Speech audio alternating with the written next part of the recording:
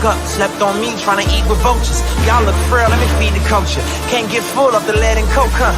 Still sober? Y'all OD, follow me. Where the rain follow me, king. Yeah, I know the king, Martin Luther King. You ain't really gonna throne, boy, you in a dream. Wake up, y'all don't want it. Down to the wire, better put Marlo on it. And let's un chico malo, homie. And if I'm scared, I guess I don't know it. Cause I'm still going still right where the heat at. And where I ain't supposed to be, that's where I be at. And I spit that shit back. Listen to the truth while the sky crack and the Lord gets back. Or somebody wants some get back and they click clack, leave you bent back, looking at your syntax. Never left, but I've been back. Cross on my bit neck and I don't rap gospel, I live that. But I'm nothing but a gimmick. You see me in the club, funny, you was in it. Skip a cosign, shout out to the homie Kendrick. And all I hear is crickets when I run into the critics. Oh well, show tells me a lot when they tell me to rock. Keep my eyebrows raised, man, what I'm cooking. And the sales may drop, yeah, the mail may stop, but they ask for the truth, yeah, I'm a dork. They like, how you do that now? Sound kinda nice, boy, who that down? Is everything real good, true and fair? But you probably wouldn't listen if you knew that down. If you knew that down.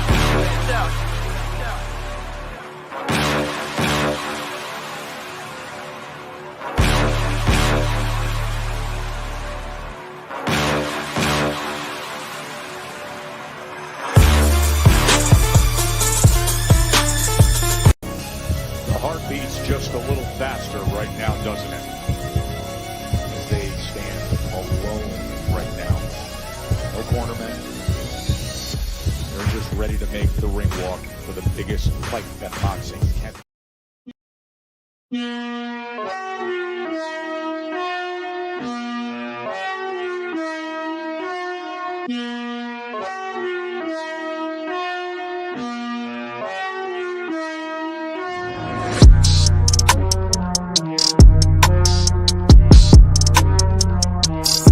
Keep your hands up, keep your chin tucked. It's the one and only Ghost with the shadow in the front.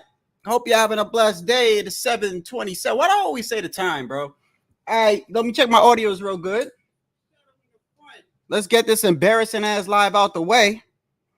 Cause look, before I even get started, man, let me start by saying this, bro. I want to start before I even say anything. I'm not mad at Canelo, so I thought about this all day, right? I thought about this all day. Like, I'm not mad at Canelo because I know a lot of people are like, when you look at the situation, right? You look at this, if you don't, obviously Canelo's going to be fighting Berlanga on September 14th. I believe I'm pretty sure it's been finalized. Everybody's been talking about it, but I wanted to make sure before I actually made a live about it, I wanted to actually make sure that like, this is guaranteed what was going to happen, because the last couple of times that Canelo fought, what they were reporting at the beginning kind of like changed during, but it seems like this is what's it going to be right now.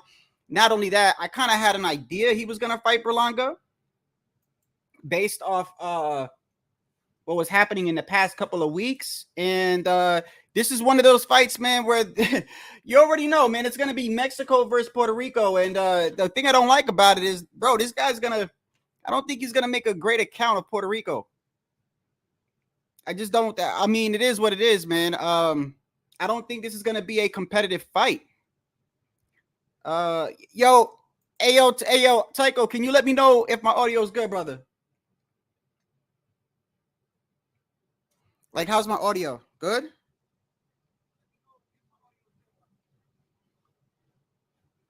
I think it is good, right? I think so. It's good. Okay, man. So look, let me hey, out, man. Don't even start with that shit, bro. Don't even start. You already know, bro. This is not good for me. I mean, I'm not mad at Canelo. I'm not mad at Canelo. When I look at the situation, I'm not mad at Canelo, bro. It's the fact that I already know how you already know how the fight is. I mean, look, it's gonna be Mexico versus Puerto Rico, but let's look. Before I even get into it, let's make it clear, man. The rivalry with Puerto Rico and Mexico, usually in the past, when you label Puerto Rico versus Mexico in a championship fight, I'm just saying, bro. I'm not making no excuses. I'm just saying, usually both fighters are what you call it. I guess is the word solidified or whatever. I'm not mad at Canelo, but I think a lot of people don't understand why people are upset about this fight. Because I see a lot of people saying, well, I mean, come on, man.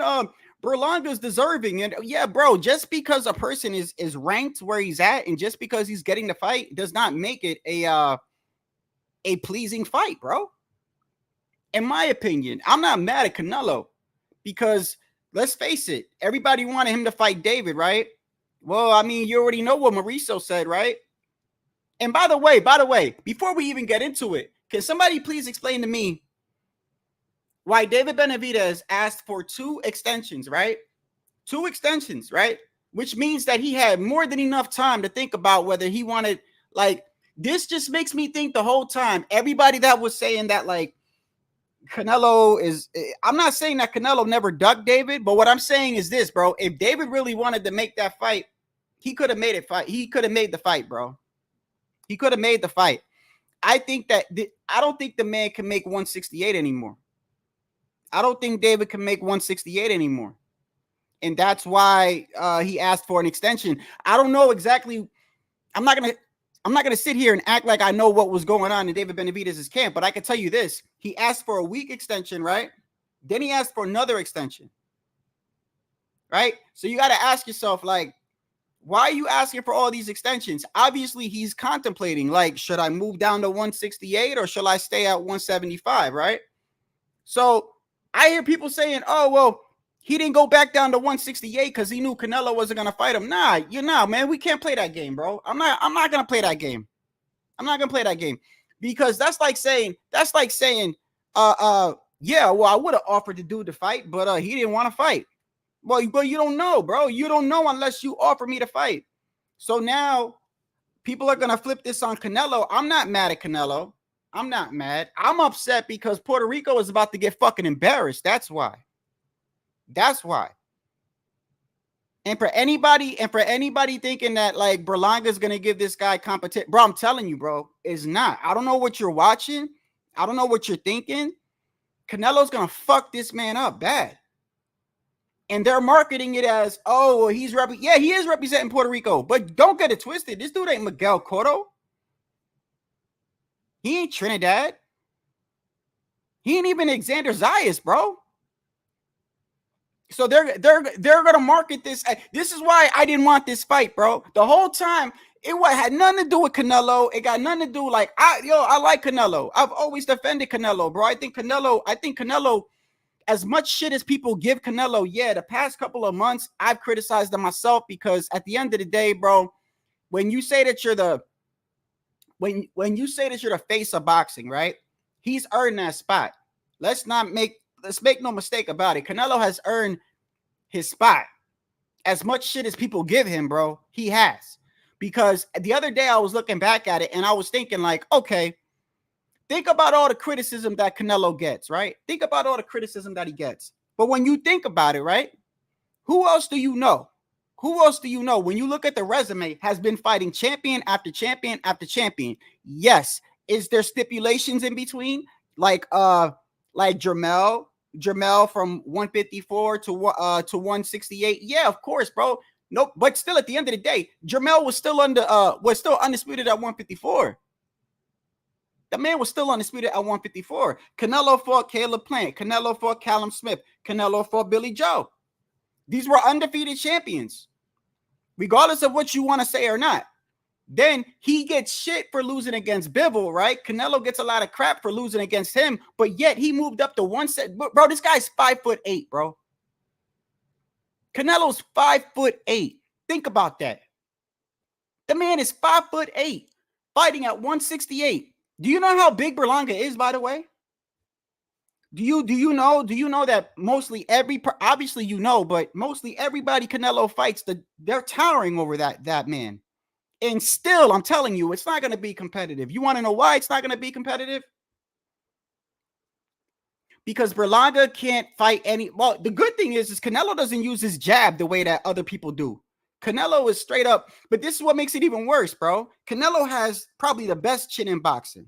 To me, the best chin in boxing. He's got very underrated defense, right?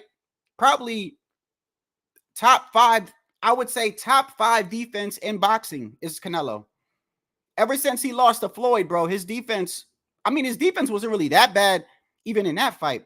but it's gotten exceptionally good. And let's not forget the experience that Canelo has, bro. I don't think I'm not upset with the fight per se as like, is Berlanga deserving of this fight? I mean, let's look at the rankings real quick. I mean, it's not necessarily that, bro. I've already told you a million times why I did not want this fight, bro.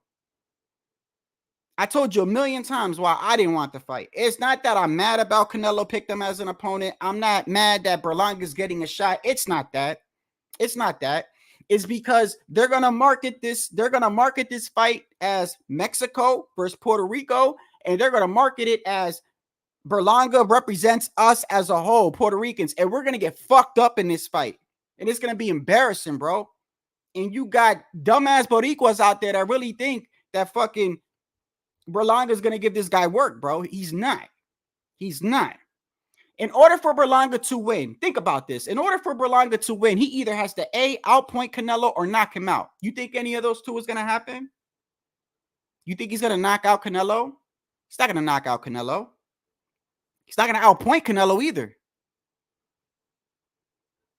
Every fight that Berlanga has won one-sided, except for his past couple of fights, they were all either knockouts or even the ones before the past two fights. Those fights were competitive. Even the ones where he almost lost, bro. You're forgetting this man got dropped by people I never really hardly knew. This man, the reason why he's in the position that he is because he's Puerto Rican. He walks out with Fat Joe and all the other rappers and shit like that, and he's got the New York fan base behind him. That's the only reason why. That's the only reason why Berlanga is getting this fight. That's the only reason why. But if you ask people, if you ask boxing fans, right? Ask an average boxing fan. Let me ask you this. We are considered hardcores, right? But let's say a person isn't a hardcore. Let's say you ask a regular person that like watches boxing, right? Ask them, do you know Edgar Berlanga or do you know David Benavidez? Most likely, an average boxing fan is going to say, I don't know neither of them. But who do you think is known more, David Benavidez or Berlanga? I would say David Benavidez.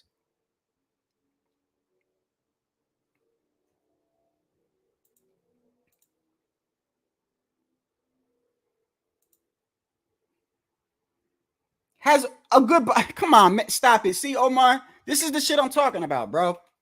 This is the shit. Y'all know he ain't gonna knock out Canelo, bro. You know that's not gonna happen. You know that. I know that, bro. Anybody really thinks that? Okay, for anybody thinking this is gonna be a competitive fight, not saying that Vegas is usually accurate with their odds making or whatever. But watch when that fight gets closer, bro. You really think they're gonna give Berlanga a chance to beat Canelo? I'm going to drop the link early today. You want to know why? Because I really think there's people out there. Because a lot of y'all in the chat got on me for the past couple of months when I said, I don't want this fight, bro. I don't want this fight because it's not going to be competitive. I'm not mad at Canelo. All right? Because right now, you should be blaming David a little bit, bro. People in David's camp and people, I'm pretty sure that this fight could have been made, bro. I really think so. Like the whole asking for 2 weeks extension. Like why did David Benavidez ask for an extension and then ask for a second extension? Why? Why would you do that? It's because he probably can't even make it. Ain't even about Canelo. I really think that he can't make 168 no more. I don't think David can make 168 no more. I think he fought at 175 and realized, wow, I can make this weight comfortably. I think he wanted to move up to 175 and fight that what's the guy's name? I always get the dude's name. The dude he just fought. I think it was a good test. The dude only had one loss, right? Had a lot of experience, right? Besides this one loss, isn't that the dude that put Adonis Stevenson in a coma? But is that him? Is that the same guy? The guy that David Benavidez fought? I think it is. I think he moved up to 175 and realized, yo, look, I can make this weight. I'm competitive here. Let me stay here. And that's why I don't think he went back to 168. So now, who was Canelo gonna pick? They remember it was Eubanks Jr. Nobody really wanted to see that. Besides, I think Eubanks Jr. is at 160. Isn't he at 160? I think he's at 160. So if he would have fought Eubanks Jr., he would have got a whole bunch of heat for that. He would have got a whole bunch of heat for that. But let me tell you this. I guarantee you that, in my opinion, Eubanks Jr. would have sold more than what Berlanga is going to sell. I think a lot of people I don't think this fight's going to sell as much as people think it's going to sell. I don't think it's going to do numbers like that. Berlanga's on Twitter talking about, oh, it's going to do $1 million. He's going to say that. He's going to say that. This is his biggest payday. He's going to do whatever he can to sell this fight. They're going to make it seem like this fight's going to be back and forth. It's not, bro. It's not. He's going to find out real early. Just like Munguia found out real early. I think, by the way, I think Munguia would beat the brakes off Berlanga. I think he beats the brakes off him. Not like the triangle theory matters. But at the end of the day, like, the only thing Berlanga got going for him is maybe heart and a puncher's chance. But a puncher's chance against who? Canelo Alvarez. When has Canelo Alvarez been dropped? You telling me he's never fought anybody that's a harder puncher than Berlanga? Let's not make it seem like Berlanga's like Tyson in his prime, like Tyson when he's like 21 years old. He's not, bro. He's not. Those 16 guys or 15 guys he stopped in the first round, name 5 of them without Googling. Name 3 without Googling. You can't. Nobody knew who those guys was. And I don't even call people taxi drivers. I don't call people Walmart clerks or taxi drivers. I don't do that shit. You know me, I don't disrespect fighters.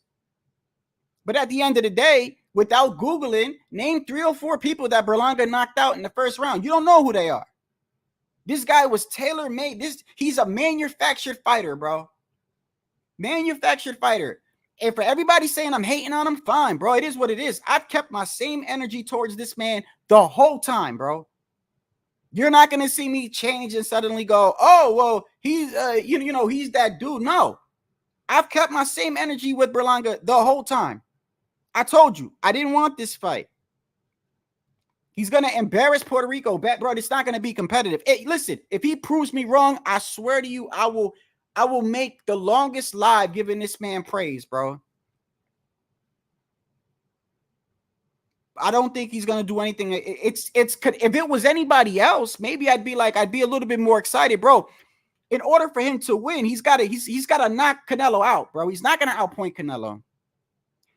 Berlanga struggles with anybody that has a jab. Good thing Canelo doesn't pop that jab constantly, bro. Because if he did, I wouldn't even probably watch it, bro. It's so embarrassing, bro.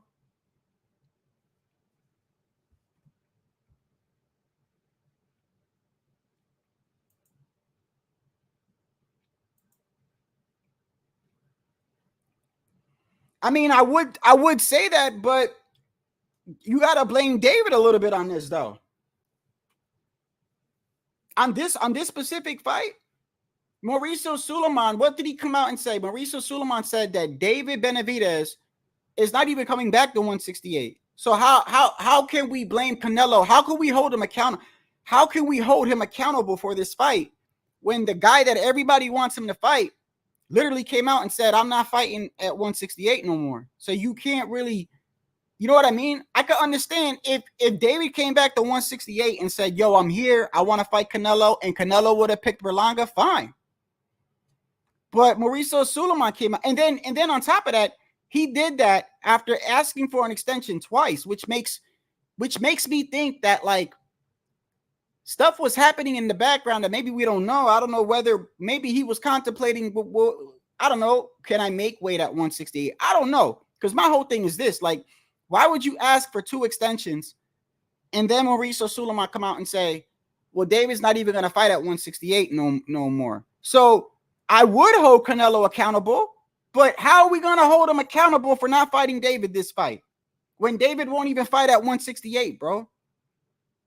So what do you mean? Okay, so, bro, how do I say your name? Zach? I don't know if I'm saying your name correctly. Hey, listen, bro. I don't care. I'll criticize anybody, but I'm asking you a straight up honest question. How can we hold Canelo accountable, right?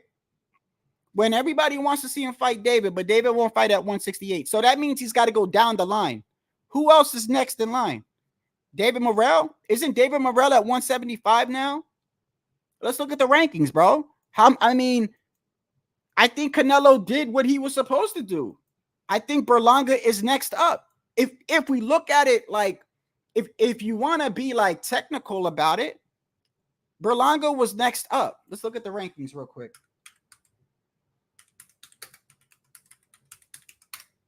Hold up.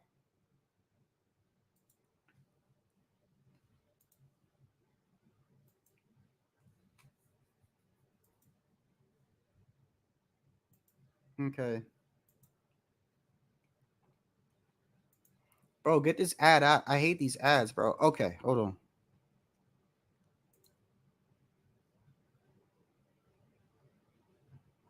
Okay.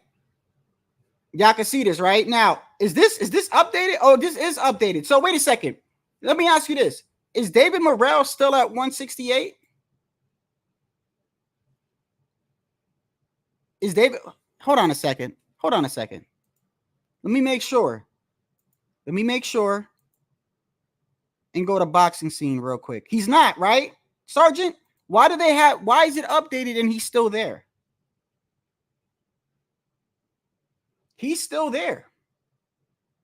But he's also,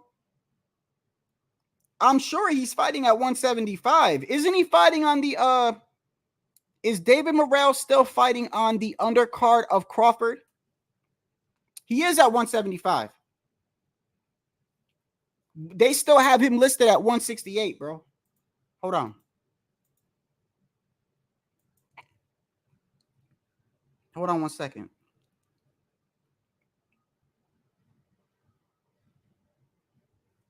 Let me see here.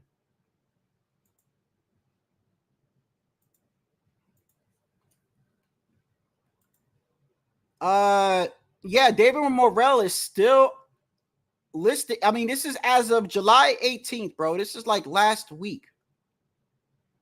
They still got David Morrell at 168, but we do know that David Morrell is fighting on the Crawford undercard, I believe. Oh no, is it the Crawford undercard?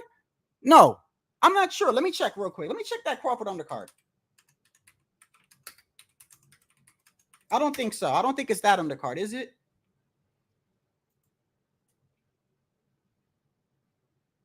No, it's not. It's not.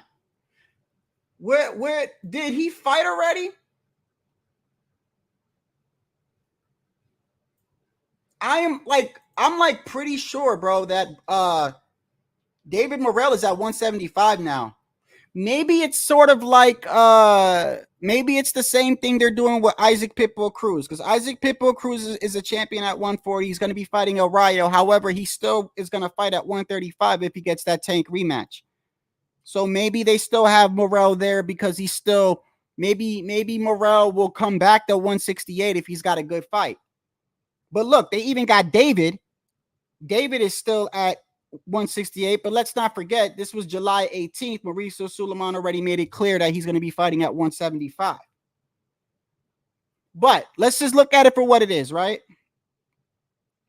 David Benavidez is staying at 175. David Morrell is at 175. He beat Munguia. So if he would have fought Mimbili, let's be honest, if Canelo would have picked Mimbili, y'all all would have been complaining. Everybody would have been complaining, bro. Pacheco is too green. Shiskin, y'all would have been complaining, bro.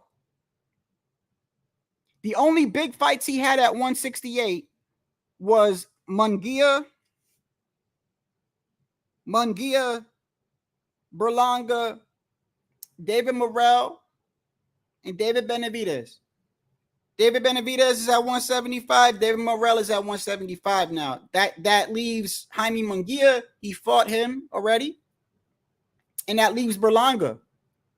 Shiskin or Mimbili or whatever, y'all would have been complaining. Let's keep it a buck. Anybody but David, everybody was going to complain. That's including myself. But my reasons are different than what most people's reasons are. I'm not complaining because I'm blaming. See, a lot of people are complaining because they're blaming Canelo and they're calling it a check. I'm not really blaming Canelo because in a way I kind of blame David. In this one, in this moment right here, I blamed it. Not all the other times. This specific fight, I blame David and the people around his team.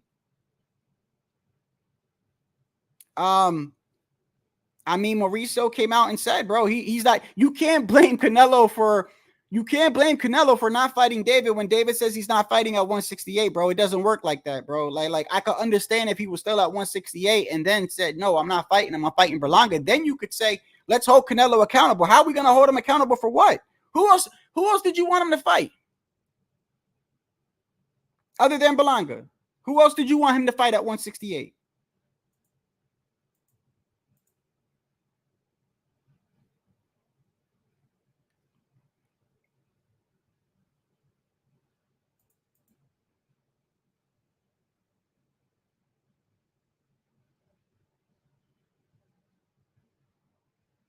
But that's what I'm, well, bro, yeah, bro, I've been over this 1,000 times, bro. You know, Canelo could have fought David anytime he wanted to. But let's not, I mean, but if we always want to go, if people want to go back to the past and point fingers at Canelo, then you got to point fingers at David, bro. If David would have never lost his belt on the scales, he would have been one of the champions that he would have had to go through at 168. So every time people want to point a finger at Canelo, you got to point one at David too. Not only that, but also, I'm under the, I don't agree with it. I don't agree with the diva mentality. I believe Canelo has a diva mentality. Okay. What I mean by that is his way or he don't, but he's earned that position, bro. And I've already said, like, David Benavidez in his camp knows all the shit talking his father was doing, all the shit talking they were doing with Canelo. All that was doing was pissing him off and making him not want to fight him even more. It's the same shit that happened with Andre. Yeah, Andre thought, you know, bursting in on a fight press conference after Canelo wins, that's going to get him to fight. You know, he thought, let me embarrass Canelo on TV. Let me put pressure on Canelo on TV, and that'll force him to fight me. That shit backfired, bro. It backfired. Canelo took that as, oh, you want to disrespect me after my fight? Now I'm definitely not giving you a payday. And he never fought Andre. David knew that. David and his father knew that. They knew that the more shit talking they did. Now, I don't agree with it. I think it's some diva shit. But at the end of the day, let me ask you a question. If you know that what you're doing is making Canelo upset to the point where he doesn't want to fight you, right? If you know that, there's no way he doesn't know that, bro. There's no way he doesn't know that. There's no way his father doesn't know that. Everybody knows that. Everybody knows that if you try to talk shit and disrespect Canelo, he looks at it like, most people look at it like, well, that's more of an excuse to whip his ass. Canelo looks at it like, I'm not gonna give this motherfucker the biggest payday of his life. Anyone that fights Canelo, they're making their biggest payday. Caleb Plant made $10 million. Caleb Plant made nowhere near $10 million prior to him fighting Canelo. Everyone that fights Canelo gets their biggest payday. So Canelo looks at it like, I'm not gonna give this dude a big payday. You know, he's disrespecting me. He's talking shit. So then you have to ask yourself, why would you continue to do that if you're David? Like, why? I have a lot of questions when it comes to David's camp, bro. I really believe in the bottom of my heart that David, the way that they were portraying to the public that he wanted to fight Canelo, I don't think that was necessarily accurate. I'm not saying he didn't want to fight Canelo. He did. He did. I'm saying, I believe that the way that they're trying to portray to the public, like Canelo's running scared of David or David wanted to fight him like that, I believe it's a little bit exaggerated. Exaggerated. Because when you look at the situation and you look at it, there were things that David could have did to kind of like make it easier for him to get that fight.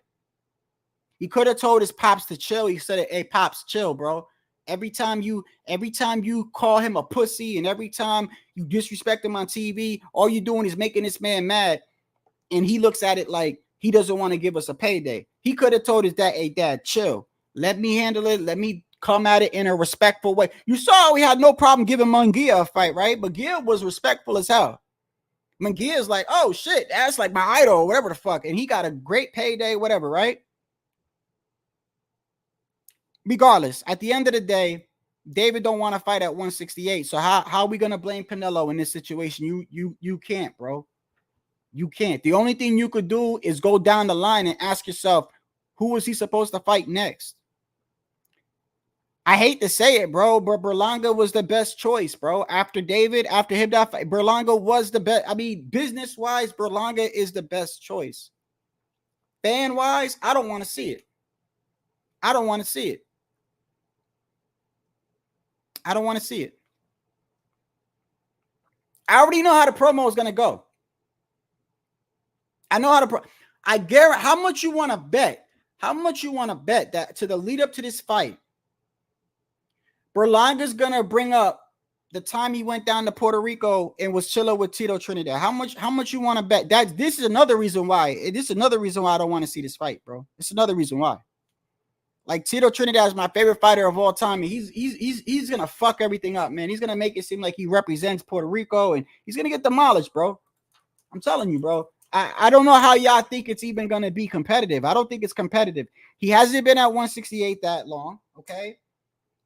Who did Berlanga? Look at Berlanga's look at Berlanga's resume, bro. Look at his resume. People think I'm hard on him for my personal reasons, bro. I'm hard on Berlanga for my personal reasons. He represents Puerto Rico, bro. Not only that, the man is not as confident as you think, bro. Do you know that this man said on interview? Do you know Berlanga said on interview when they asked him, let me ask you, if you got 8 losses, if you're a fighter with 8 losses and somebody says, can you beat Floyd Mayweather? What are you supposed to say as a fighter? You're supposed to say, hell yeah, I could beat him, right? It don't matter. You can have 8 losses, you can have 5 losses, you can have 4 losses. You're supposed to think that you're the best and that you could beat everybody. That's the whole purpose of fighting. You're never supposed to be in a fight and have doubt and go, well, I don't know if I can beat that guy. Like, you shouldn't be fighting. Every fight, you should be like, yeah, of course I'm gonna win. Yeah, that's your mentality. That's a fighter's mentality. This man is on record. During an interview, they asked him if he's the best Puerto Rican fighter fighting right now. You're supposed to say yes, bro. He said no. He said, nah, not even close.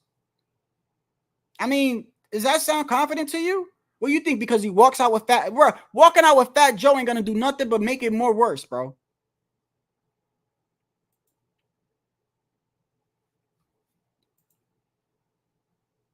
That's embarrassing. I hope you're just saying that, bro, and that's not like, and that's too early for that to be confirmed. You damn right, 2 Berlangas can't beat Canelo. You damn right. This is my opinion, bro. And you know, and I've seen other content creators say, oh, well, you know, why y'all so mad? Listen, I'm not mad at Canelo. I'm not mad at Canelo. Canelo did the right thing business-wise. This got nothing to do with Canelo, bro. I'm not mad at Canelo. It's Berlanga. That doesn't sit right with me, bro. Berlanga does not sit right with me, bro. He's going to embarrass my people, bro.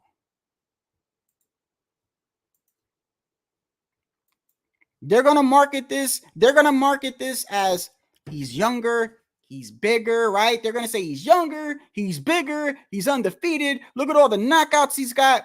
Don't feed into all that, bro. If you follow boxing, you know what's going to happen in this fight. If for anybody thinking Berlanga's going to win, bro, you need to really get up here or explain to me how the fuck is he going to beat Canelo? Canelo's never been dropped, bro.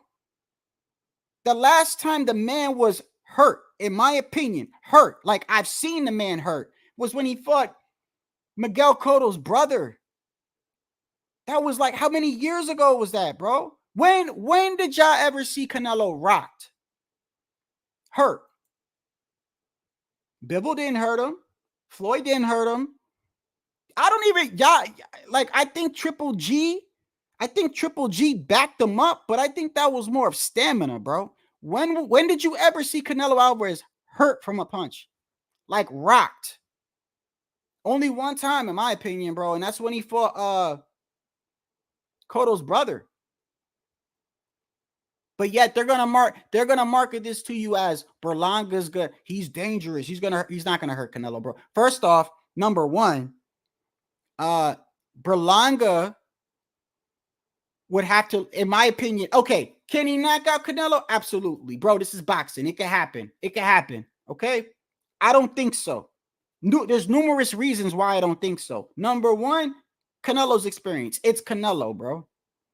Number two, Canelo has very exceptional good defense. He keeps his hands up in a high guard, bro. Number three, Canelo doesn't throw wasted punches.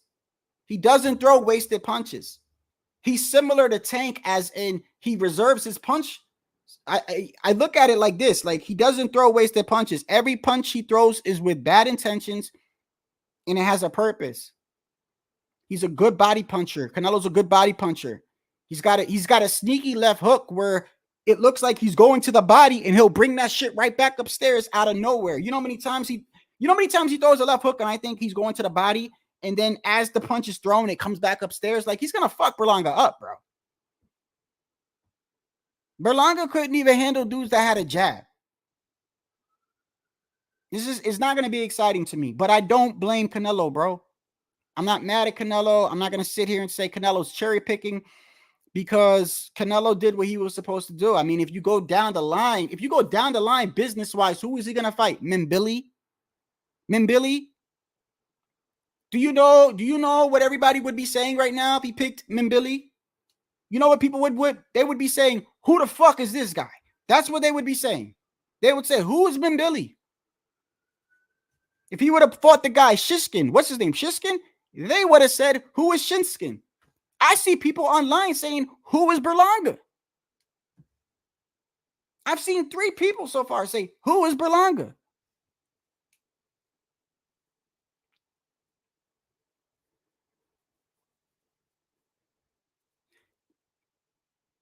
Be real with yourself. If Berlanga was in Puerto Rican from New York and walked out with rappers like Fat Joe and Remy Ma and all this other shit, if he didn't have that New York hip hop base with him, right? Fan base with him, nobody would know who Berlanga is, bro. Nobody would know who he is. Nor would he be getting this fight. This is a perfect example of a person getting a fight based off not what he's done in the ring, but based off his race and his somewhat little status that he got. If he wasn't Puerto Rican, bro, I don't even think he'd get this fight, bro. Him being Puerto Rican is like more than 50% of why they're even making this fight. Because if Berlanga was white, let's say he was white, it would have been Berlanga, Shishkin, and Ben Billy, right? If his name was, I don't know, Johnson or Smith, you know, he probably would have picked him anyway. I don't know, bro. I'm telling you like this. Berlanga didn't get this fight, in my opinion, because of all the fighters he beat. I'm not even going to sit here and say he's not deserving of it, because when you look at the rankings, he is deserving of it. Let me see. Diego Pacheco is too green. William Skull could have been okay. William Skull, that was funny too. I'm not gonna lie to you. I didn't know who William Skull was either, bro. I ain't gonna lie to you, bro. But it's bro. Look, I mean, I'm gonna show you why I'm not mad at Canelo. I'm gonna show you why I'm not mad at Canelo. Let's share the screen. I'm gonna show you why I'm not mad at him. Okay. Who was Canelo supposed to fight, bro? Who was he supposed to fight? David Benavidez, he's at 175. David Morrell is at 175. Munguia, number 4. So look at this. Number 1, number 3, and number 4. He fought number 4. 3 and 1 is already at 175. Mbili, like I said, he would have picked Mbili. Y'all would have shit. People would have had a heart attack, bro.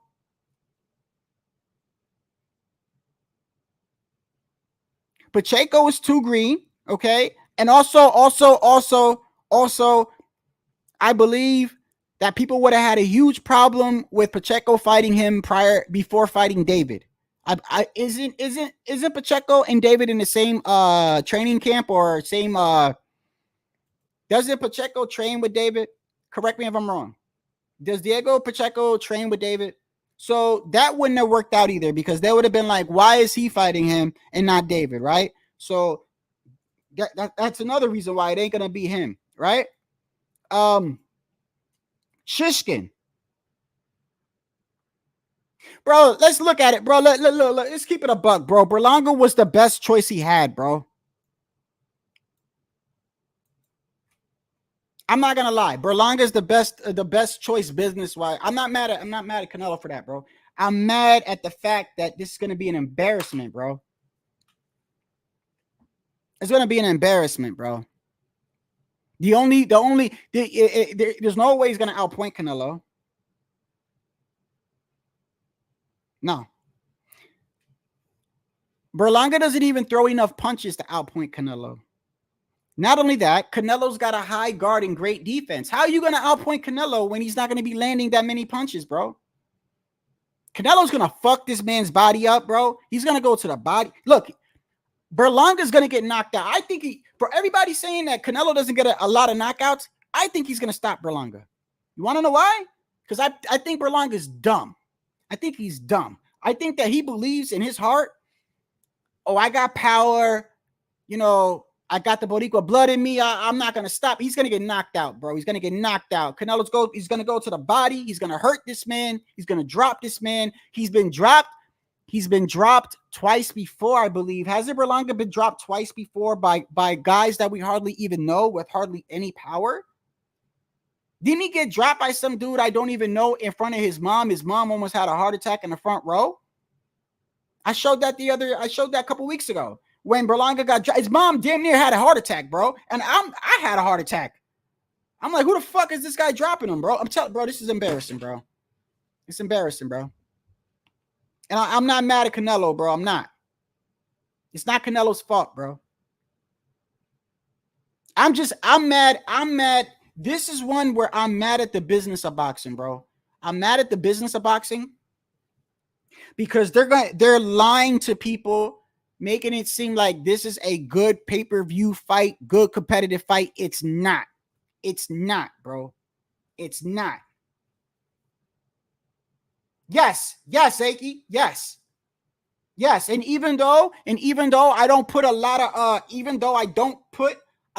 of what do you call it? Credence into sparring, because let's be fair. When people are sparring, usually one person is preparing for something, right? And the other fighter is helping him. There's a lot of times in sparring where I've seen where in sparring, the other guy is not even allowed to do certain things because he's mimicking another fighter. So basically, he can't even be himself, right? Unless it's like Tank, when Tank fought Devin Haney in the Doghouse Rules with Floyd, right? They could actually be them. A lot of times when people are sparring, they're mimicking fighters. They're preparing him for an upcoming fight. So I never put a lot of credence into sparring. I don't. But Erickson Lubin is a 154-pounder, bro. And was fucking Berlanga up and talking shit. Matter of fact, let me show you the clip. Let me show you the clip. Talking shit to, this is a 154-pounder fucking up Berlanga, right? Who's 168, by the way, and sparring. And I'm going to show it to you. While he's beating his ass, he's saying shit to him like, didn't you get knocked out in the amateurs, bitch? And he's talking like reckless. And Berlanga's got no answer for him. A 154-pounder, bro. And you tell me what the fuck Canelo's going to do to this man, bro.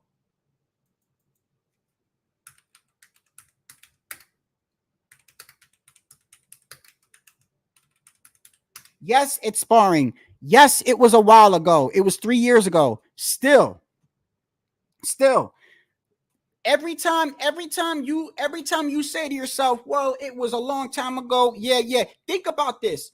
For every time you're going to give Berlanga a plus or whatever you're going to try to defend Berlanga on, if you say, oh, it's been time, he's gotten better. Oh, every time you think of that, think of at the same time Canelo has progressed, bro.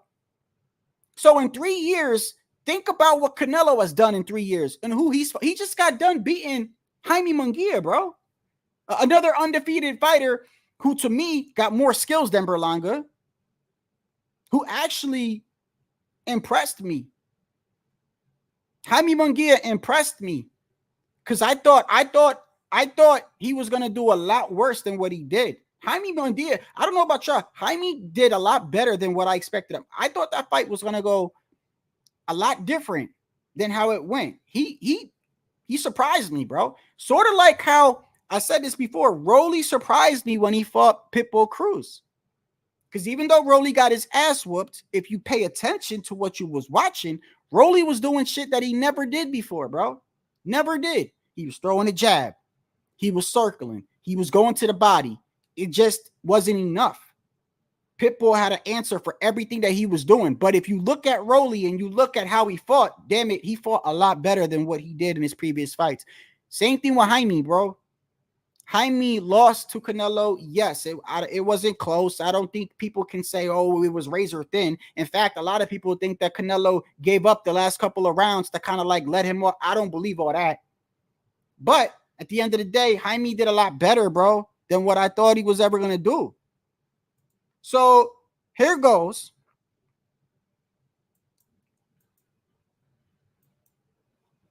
Here goes Erickson Lubin beating up Berlanga.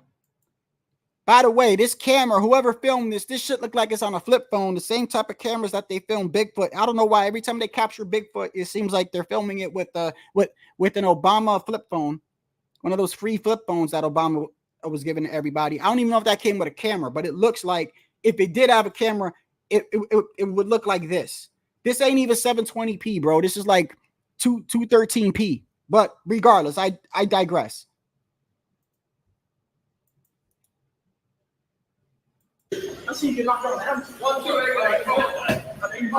Hold on, let me go back to the fight hype one. That's more clear. Here.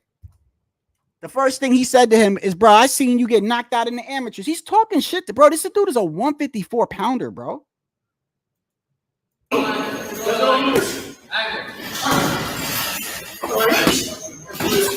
your hands up.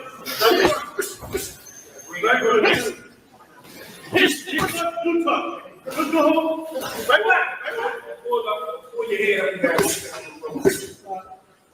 There you go. I told you right there. Now you go. Get out of there. Your turn. There you go. That's the way you go. Keep your confidence outside. You got to remember, bro, that's a 154 pounder. Here we go. I see you get knocked on the hamstring. Is this it right here? Hold on. Yeah, this is it right here. Hold on. This is him talking shit to him. Look. I see you get knocked on the hamstring.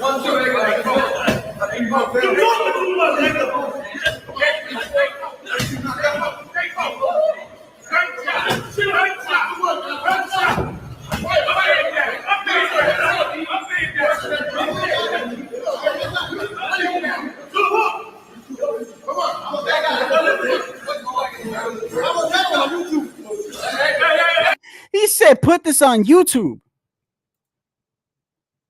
He said, put this on YouTube. Erickson's stupid.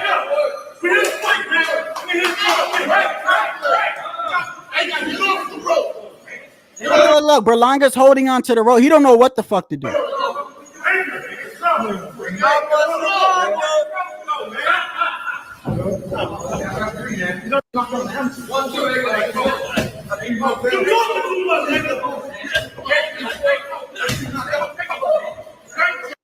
I mean, it's still sparring. It is what it is, bro. But I don't care. I'm always gonna unrighteously judge Berlanga.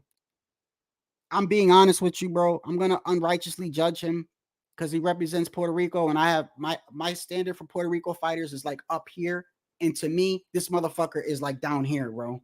You can't even see my hand, right? That's where he's at, in my opinion, bro. It's not gonna be competitive, bro. I'm not going to sit here and act like this is going to be a good fight because it's not. It's not, bro. He is garbage juice, bro. He's garbage juice. Let me ask you this. If Munguia was to fight Berlanga, who would win?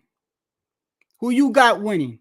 Oh, matter of fact, let's play this game. Let's play this game. Watch. Who you think would win? Berlanga or Caleb Plant? Who you think would win? Berlanga or David Morrell? Berlanga, David Benavidez. Berlanga, Jamal Charlo, maybe with Jamal Charlo's layoff or whatever. And Jamal hasn't even competed at once. I still favor Jamal Charlo.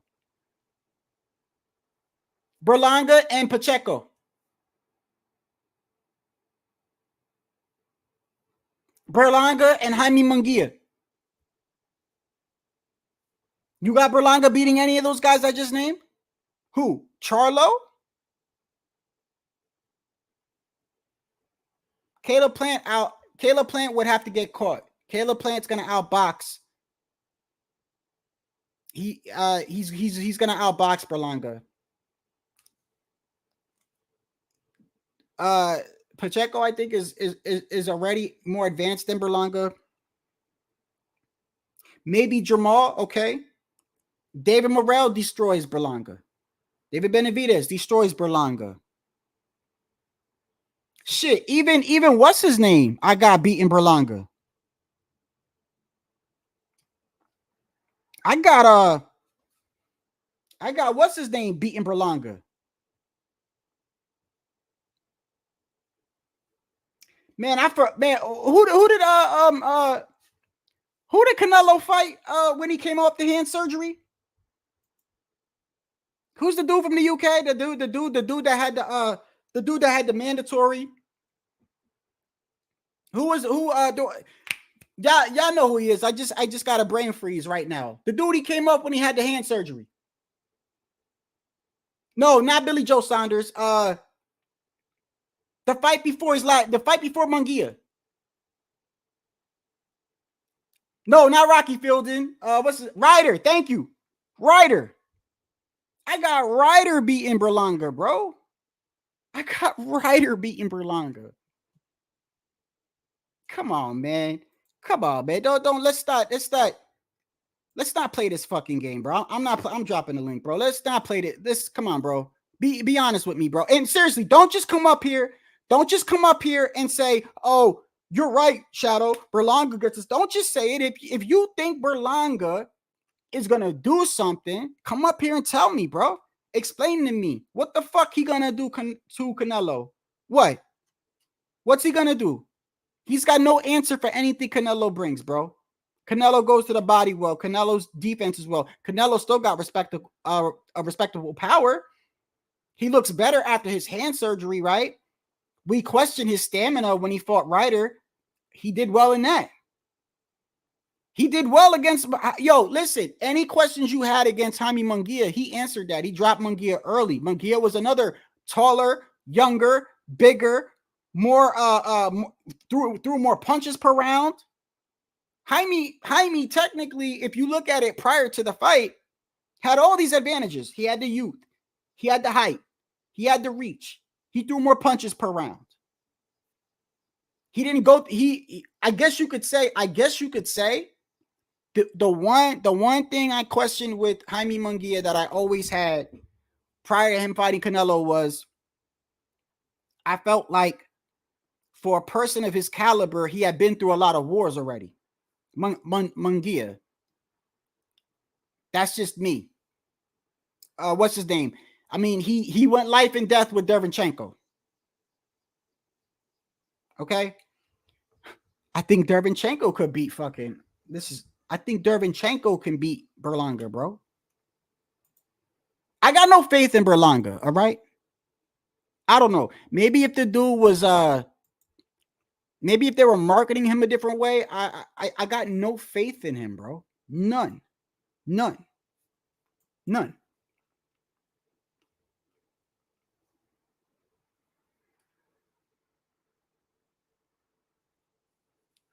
This dude is gonna embarrass Puerto Rico, bro.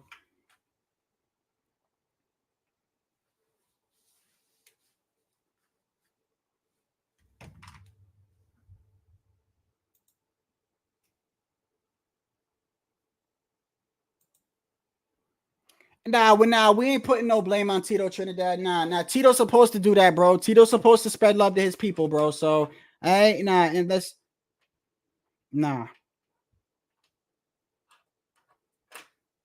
Of course he's gonna co-sign him. He was hanging out with him.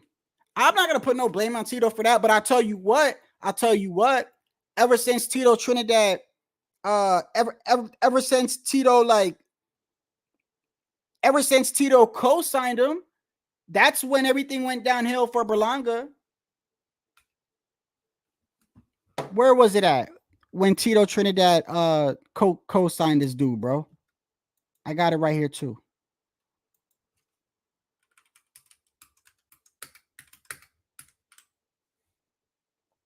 In Trinidad.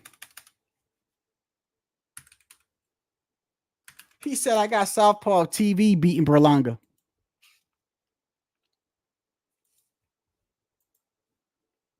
Here.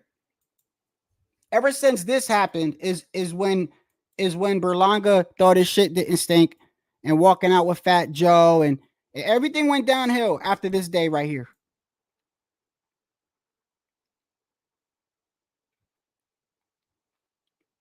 Sí, hermano. Ahorita te digo, digo que son hermanos. Escucha, siempre, siempre que esté con un rival tuyo, que sea, para mi rival, ahí, no le quito la mirada nunca. Eso es bien positivo para ti. ¿Por qué? Porque si el rival te tiene miedo, te lo va a demostrar cuando todo mire. Tú así. Where was the other one right here? This is the one.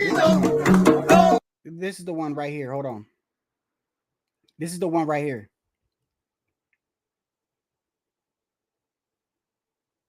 Hold on.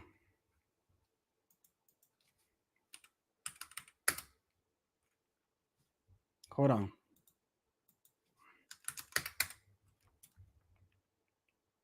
Yeah, this is it right here. This is it right here.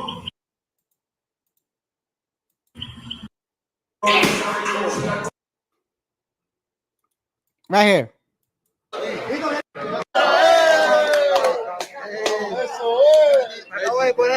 Acabo de poner grande, alto, ah. 661 que tú me 61. Yo veo 511. Ya tienen un montón de.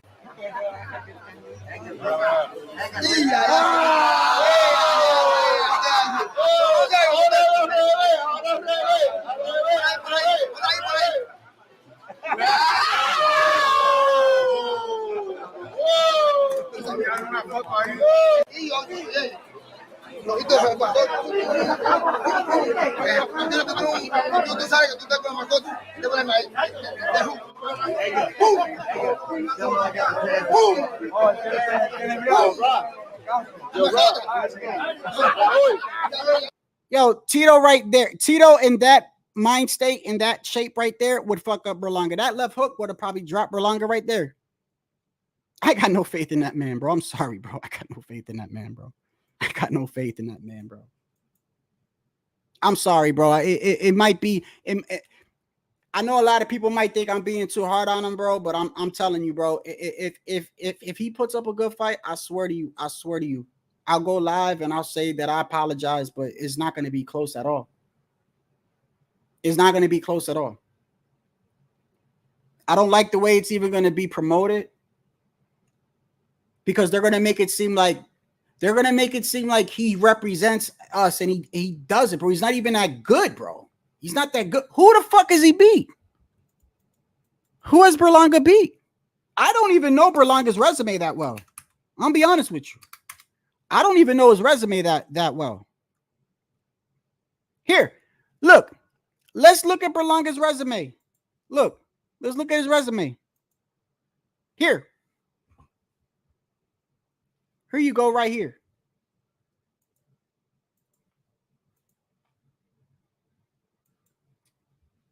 Look at this. Look at the people he beat, bro. Gregory Clark, Gregory Trinell, Eric Moon, Linnell Bellows, Damon Nicholson, probably his best win. He took Steve Rose to a unanimous decision. 85-year-old Romer Angulo. He took him to a unanimous decision. Jason Quigley The dude that Andre stopped, bro. The dude that Andre stopped, he took him to a unanimous decision, bro.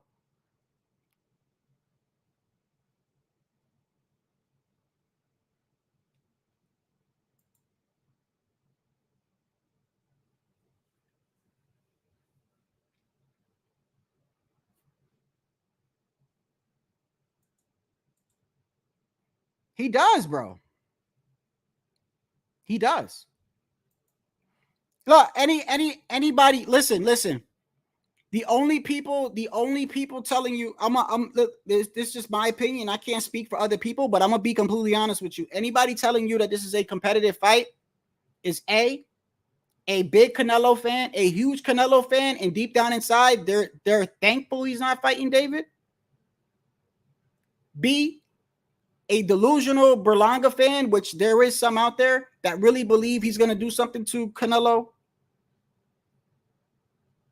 C, a fan that always protects the business of boxing. Like there's people out there that like they think boxing can do no wrong. There are another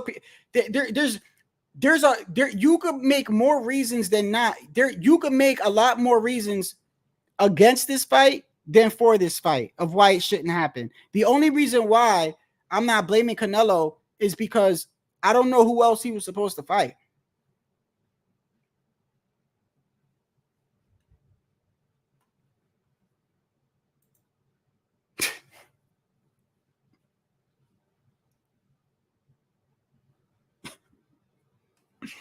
What? Pounds, stop it, Pounds. Stop it, Pounds. Stop it, Pounds. Stop it, Pounds. 45 for who? 45 for What's going on, man? What up? What up? Go ahead, bro. Tell me what you think about this shit, bro. All right, man. I'm gonna piss a lot of people off. I always wanted this fight. I was hoping. I said this like a year and a half ago. You know, I said I can't wait. I seen it coming. I predicted it. If you look at, I have other lives. I said this at the beginning of the year. It was most likely before anybody was talking about it that I couldn't wait, man. I mean, look, man, the outrage. You're a Canelo fan, though, right? I wouldn't say I'm a see. That's what I was actually going to start with, man. Let's be realistic here without, you know, personal attacks. You know, I'm a fanboy or you're a hater. You know no. I'm not calling you a fanboy. I'm actually upfront with how I feel about Berlanga. It's just like with Devin Haney. Anybody that says that I unrighteously treat Devin Haney, I'm honest with how I feel about Devin Haney, and I'm honest with how I feel about Berlanga. I'm not gonna lie to you and make it seem like, you know what I mean. I don't like Berlanga because I know how they're going to market the fight. And I know he's not going to live up to any of those expectations, and it's just going to make us look bad. That is why I'm not mad at Canelo, though. You know what I mean? Yeah, no, I heard what you said. I was just saying, as far as like, okay, the fan in me, I can't wait to see Berlanga get stomped out. That's just the fan in me, right? The fan. Yeah. Look, I mean, do I want to see a good fight? Do I think it'll be competitive? I could care less. I want to see a mollywop. If I see a highlight reel knockout, that is $80 well spent. I'm gonna be drunk. Hot tequila. It's September 14th, Mexican Independence Day. It's an event. It is what it is, man. It's an event. It's Puerto Rico versus Mexico, and you can't hate that. Like, we're all gonna be tuned in. Hold on. Anybody, listen. I don't expect any Mexicans to be mad at this fight, bro. I mean, I'm speaking as a fan, but I'm also being realistic. Either way, y'all look at it. Y'all the ones that come out on top, bro. Let's stop the bullshit, bro. But that's the honesty, right? But I can also be realistic and not gonna say it's an amazing fight. You see what I'm saying? Like, I'm giving you. Okay, look at Pounds. Look at Pounds says 55-45. You think Berlanga got a 45% chance of beating Canelo? He has a puncher's chance. Okay, let me give you the stats. These are the stats. Let's just look at it from a statistical standpoint, right? Young, hungry, undefeated. Lots of knockouts, right? No, hey, Shadow, where was Canelo before he fought Floyd Mayweather? Was he this big killer beast, or was he just a young, hungry guy What was his best win before Floyd Mayweather? That was a When he win long the belt? that was a long time ago, but Canelo had a name, and I'm gonna tell you like this: even when Canelo fought Floyd, he had a way better resume. Let's But look I at it think right his now. best win was Hatton. Let's see. Let's see. Hold on. Let's see. Hold on. And even before Canelo got the fame, it was like 40 cab drivers. You know, I mean, look, that's just boxing, man. You know, I mean, when Floyd fought him, he got him at the right time. You know, people use that against Canelo fans, right? Let me see. Let me Uh, see. Hold on. and just as a fan of boxing, bro, I will have we're gonna have a party, and I'm gonna watch it on replay, like we seen that guy Ace 2-0 get mollywopped, get flattened, and it's gonna be fun. No, It's gonna be a party. hold up. He had beat Ball. Okay, at that time, he beat Carlos Baltimore, Kermit Citron, Shane Mosley, Josecito Lopez, and Austin Trout, who Austin Trout was at that time very, very good before he fought Floyd. Okay, well, I mean, Citron was decent. None of those guys were pound for pound guys. Austin Okay, Trout that's the was good at name. that time. I'll give you that name, but I mean, as far as to say that Canelo had fought a list of beasts to get to Floyd is just No. not true. I'm not saying that. I'm saying even the people that Canelo fought prior to fighting Floyd, that resume is still better than what Berlanga has right now. No, I'm just giving you an example. Like you know, off the top of my head, I'm sure there's probably plenty of examples of fighters who have done far less and got an opportunity and prevailed. Like it's nothing new, you know. But I'm just giving you the stats. Berlanga's young, Hold undefeated, up. same I as don't Hannah mean. Munguia. Oh no, this ain't towards you, Frank. This is to a lot No, of it's people. good, man. No. What I'm about to say is to a Yeah. lot of people in the chat. Listen, I don't blame y'all for I don't blame Sergeant and OG for y'all trying to downplay Canelo's accomplishments or at that time or trying to 45, 55. I get it, bro. Y'all trying to make the fight because if you don't make the fight look presentable, it looks bad on Canelo, it looks bad on Mexico. So I expect y'all to be like, this ain't really a bad fight. This is a good fight, y'all. This is a good. Come on, bro. That's not what I'm saying, though. You I know, didn't say that, either Shadow. way it I comes didn't out, say it was y'all a good win, fight. bro. Y'all win. I didn't Y'all say look I good. We're the didn't. ones that look fucking embarrassing, bro. Well, look, I mean, as a boxing fan, it's a fun event. It's a fun. It's a fun fight. That's what Fun when for you're speaking, y'all. like Fun for it's a y'all. no for boxing fans. Look, Shadow. Look, it's fun for you. It's fun for everybody. Berlanga's young, strong, and he's a Sergeant big know, puncher. Sergeant know what I'm talking about. That's why Sergeant is making it seem like 45 because if he downplays the fight, it makes it look bad on Canelo, makes it look bad on y'all. So I expect y'all to be like, nah, Shadow, come on, y'all. Berlanga's got a good Because knockout. there's He's got a good puncher's and I'm chance. gonna Come tell on, you bro. how it's different. Y'all I'm gonna tell know. you how Shadow. Y'all I'm know gonna tell you how it's there is different. not one category other than power, maybe, that you can give Berlanga But Shadow, against Canelo, bro. I'm gonna give you a difference. I was never hyping Ryder. I never went on any live and said Ryder was young, fast, and strong. I said, you know what, he's a veteran and he earned his spot. Because it literally Ryder did, right? Dudu Andrade literally turned down the shot to get Canelo because he could have beat Ryder and got the Canelo. Doesn't mean he's gonna get the fight, but he would have been where Ryder was at. So Ryder got the fight. And Ryder beat, I guess, some guy, Zach Parker, who quit on a stool. But Ryder literally No, earned I the think right. no. Zach Parker and Ryder. I believe that fight stopped due to a cut. I believe. No, it was a wrist. He quit. Zach Parker quit in the corner, like broken wrist or something. Okay, yeah, but it was an injury. It wasn't. But It I'm saying wasn't. Ryder literally earned the right. He Yes, he did. literally Yes, he did. Yeah. but I would have never came in here and said, "Oh, that's a fun fight." I was like, hold on. Okay. That's what I'm trying to tell you. Let me ask you this. Let me ask you this. Who wins, Ryder or Berlanga? I think Berlanga. Berlanga does probably what McGee did. That's why. Look, man.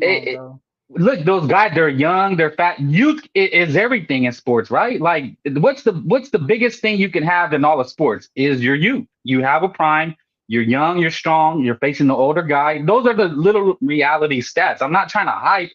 That's why I never hyped Ryder, because I would have never came in here and capped for Canelo for Ryder. I was like, man, Ryder, I mean, 5 losses. All he did was earn it. If Berlanga didn't earn it, well, Ryder literally earned it the hard way. Okay. You know, I bet it's a fun fight. I'm not capping by saying it's a great fight. It's a competitive fight. I'm saying it's a hell of a fun fight. I always wanted to see it. You know, and like when Tank fought Rolly, I thought it was a fun fight. I said, you know what, that's a fun fight for the fans. I'm just honest, bro. Rolly Pitbull versus Rolly was never a competitive fight. It was a fun fight, and we all got hyped for Pitbull I versus will say Rolly. this. I will say this for as long as it lasts, it will. I think it will be exciting because I don't think Berlanga's that smart, and I think he's gonna try to come forward. And I think you know what? Who knows? Who knows? Berlanga might actually back up and look. I don't know, bro. I have no idea. Put it like this: I got no faith in this man, bro. Hey, look, man, but look, let's put our hater caps down. Not saying you're a hater. I'm just trolling you right now. But big props I don't like Berlanga. I don't like Berlanga. But let's give him his due. He just got the lottery ticket, right? Like props, salute to the young man. He's a young man. He's in the sport. And he just got the gift of a lifetime. Like props to him. Why did he get this fight? Because he's Puerto Rican. Yes. Okay.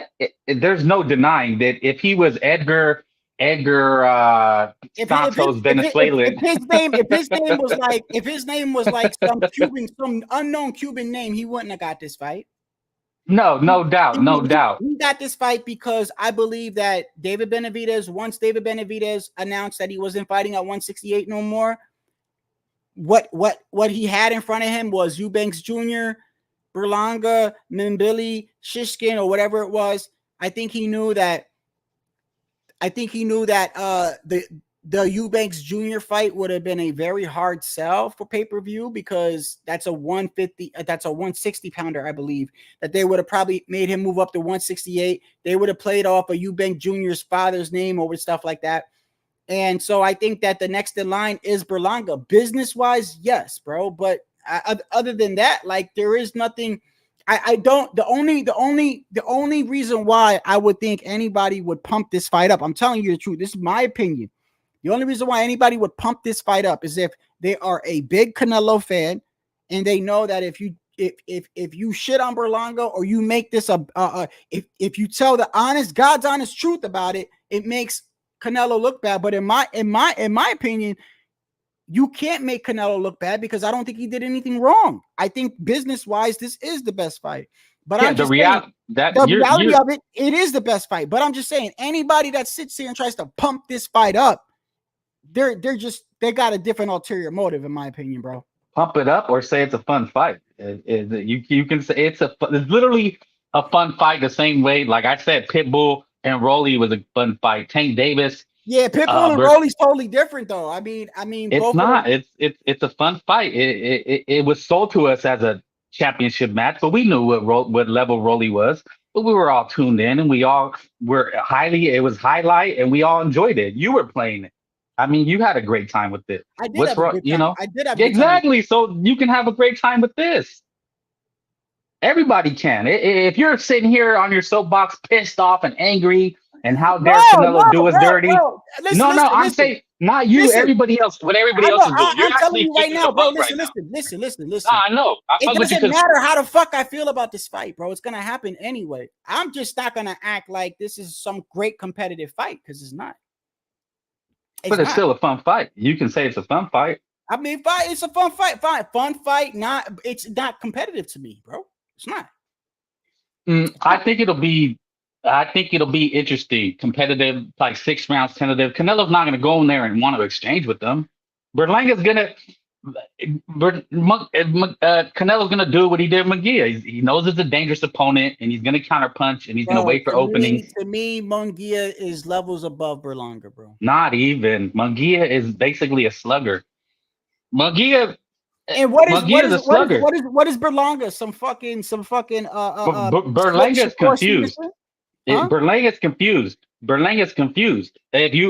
He actually the reason he kind of went distances is because he actually tried to box instead of just going there and slug it out.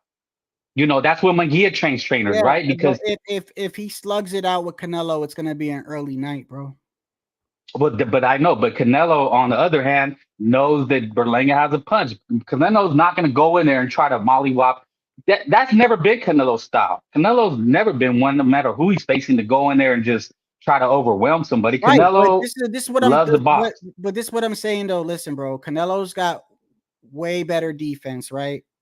So I could how I see the fight going, bro, is the first couple of rounds, Berlanga's gonna try to land he's not to me, he's not gonna land too much on Canelo because he's very predictable. Berlanga's I've seen Berlanga fight multiple times, bro. He's very predictable. He doesn't set his punches up at all. In his last fight, he did throw his jab a little bit more, but other than that, he's very predictable. He's a one punch puncher most of the time. He's a one punch puncher. Canelo's a 1-2 puncher, maybe 3 combinations at the most, but he's usually like a 1-2 or even a 1 punch. But even Canelo can sort of make it seem like he's going to the body, then come upstairs, and he's a good body puncher. And I'm just telling you, bro, Berlanga's one-sided. He's fights one way. It's not a competitive fight, bro. Do me this solid then. If Berlanga doesn't get past 3, I will come on your live. I'll be like, damn, Shadow. Oh, 3. You know more about. Listen. Well, hear me out. Let me finish. Let me say. 9 or 10. I'm that's what I'm saying. So that's not if what it goes, saying, you gotta look, man. I already know what people are. If he does 10 rounds with Canelo Alvarez, it's gonna be that would be competitive. If he wins 3 or 4 rounds, people are gonna give him his props because of what we're saying. We're completely dismissing this guy. For him to go over 6, if he goes over 6, it's a victory for him. Like that's how the boxing world works, right? Like Munguia lasting was a victory for him. He just got a huge payday against Top Rank. You know what I'm saying? How many people came and said Munguia, he's unproven, he ain't shit, and he went 12 with the king of boxing, and now he's even bigger. I have a better view of Munguia than I do over Berlanga, bro. Like I'm not saying Munguia is this top seasoned elite fighter. What I'm saying though is that if Berlanga was to face Munguia, I don't think it's a close fight. I could see it being competitive. Whereas if you're saying what do Canelo you mean, Berlanga, bro, Frank, what do you mean by competitive, bro? What do you mean competitive? by competitive? What is not competitive? Getting steamrolled, getting in there and getting mollywopped within 2 or 3 rounds. Okay, it's boxing. So if Berlanga goes 10 rounds, you're saying it's competitive if he wins 3? Did he get mollywopped? Did he get completely obliterated? Like, what's a blowout? You know what I'm saying? If you go in there and get knocked out the first round, that's a fucking blowout. You know what I'm saying? To me, there's a difference. Hold on. I think I understand what you're saying. There's a difference to me between a competitive fight and fucking losing every round or the majority of the rounds or also just surviving. Just because if I get into the ring with Canelo and I go 9 rounds, right? You wouldn't though. I'm just saying, if I did, you wouldn't. That would be a moral victory. That doesn't mean the fight was competitive. I guarantee you I didn't win any of those rounds. But it means you didn't stink. You know what I'm saying? You didn't stink. But look, if you completely discredit, well, no, this is how it works. I've told y'all for like months, I completely discredit Berlanga. I don't think he's good, bro. I've been listen, I've never held back on Berlanga, bro. I've never held back. I don't think he's good. I think he's a manufactured fighter. Anybody that ever fought him that had a somewhat okay jab gave him problems. He got dropped by a no-name. His mother almost had a heart attack in the front row. He's not that good, bro. The best win I've ever seen him have was Damon Nicholson because he knocked him down 4 or 5 times and won every single round. Other than that, you look at his resume, right? His resume. He's got this is the type of people that Berlanga has on his resume. He's very green. Yeah. I mean, but that's the point, my guy. Yeah, but that's the point of watching the fights, man. Like if he gets mollywopped in 3 rounds, then Shadow was 100% correct. But if he goes 10 rounds and wins 4, but ends up getting stopped, you kind of got to reevaluate your position. Okay, he's better than I thought he was. Like Frank Martin.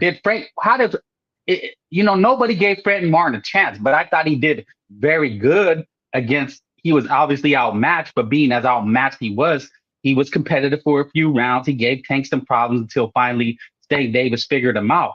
So he did a lot better than people gave him credit for, or they were saying. That's true.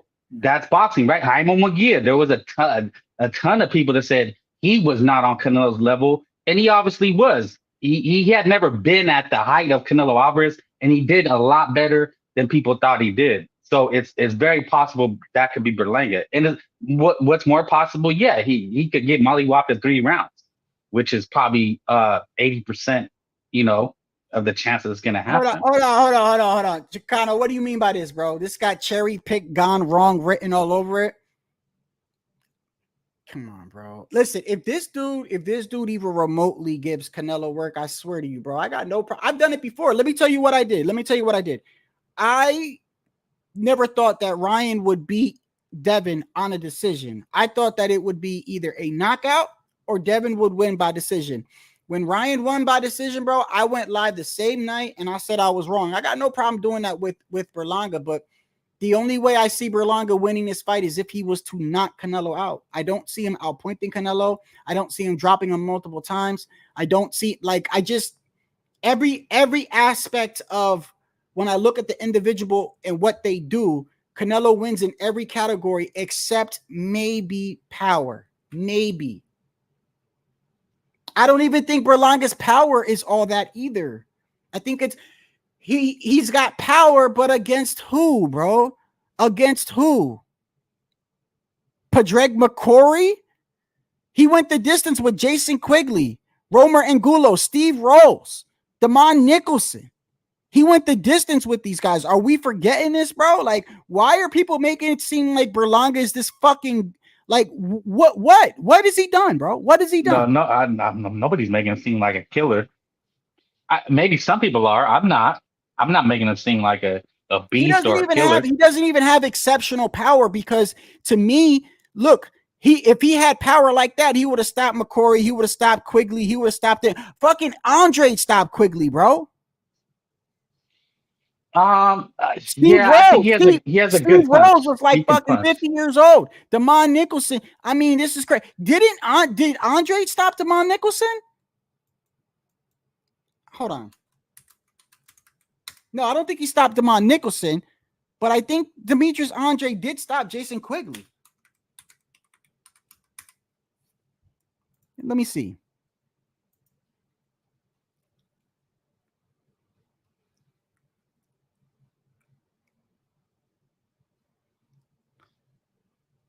Yeah, he knocked out Jason Quigley in the second round. He did get a unanimous decision on Damon Nicholson. Okay. I don't think they have any other fighters that they fought that are similar. Let me see. No.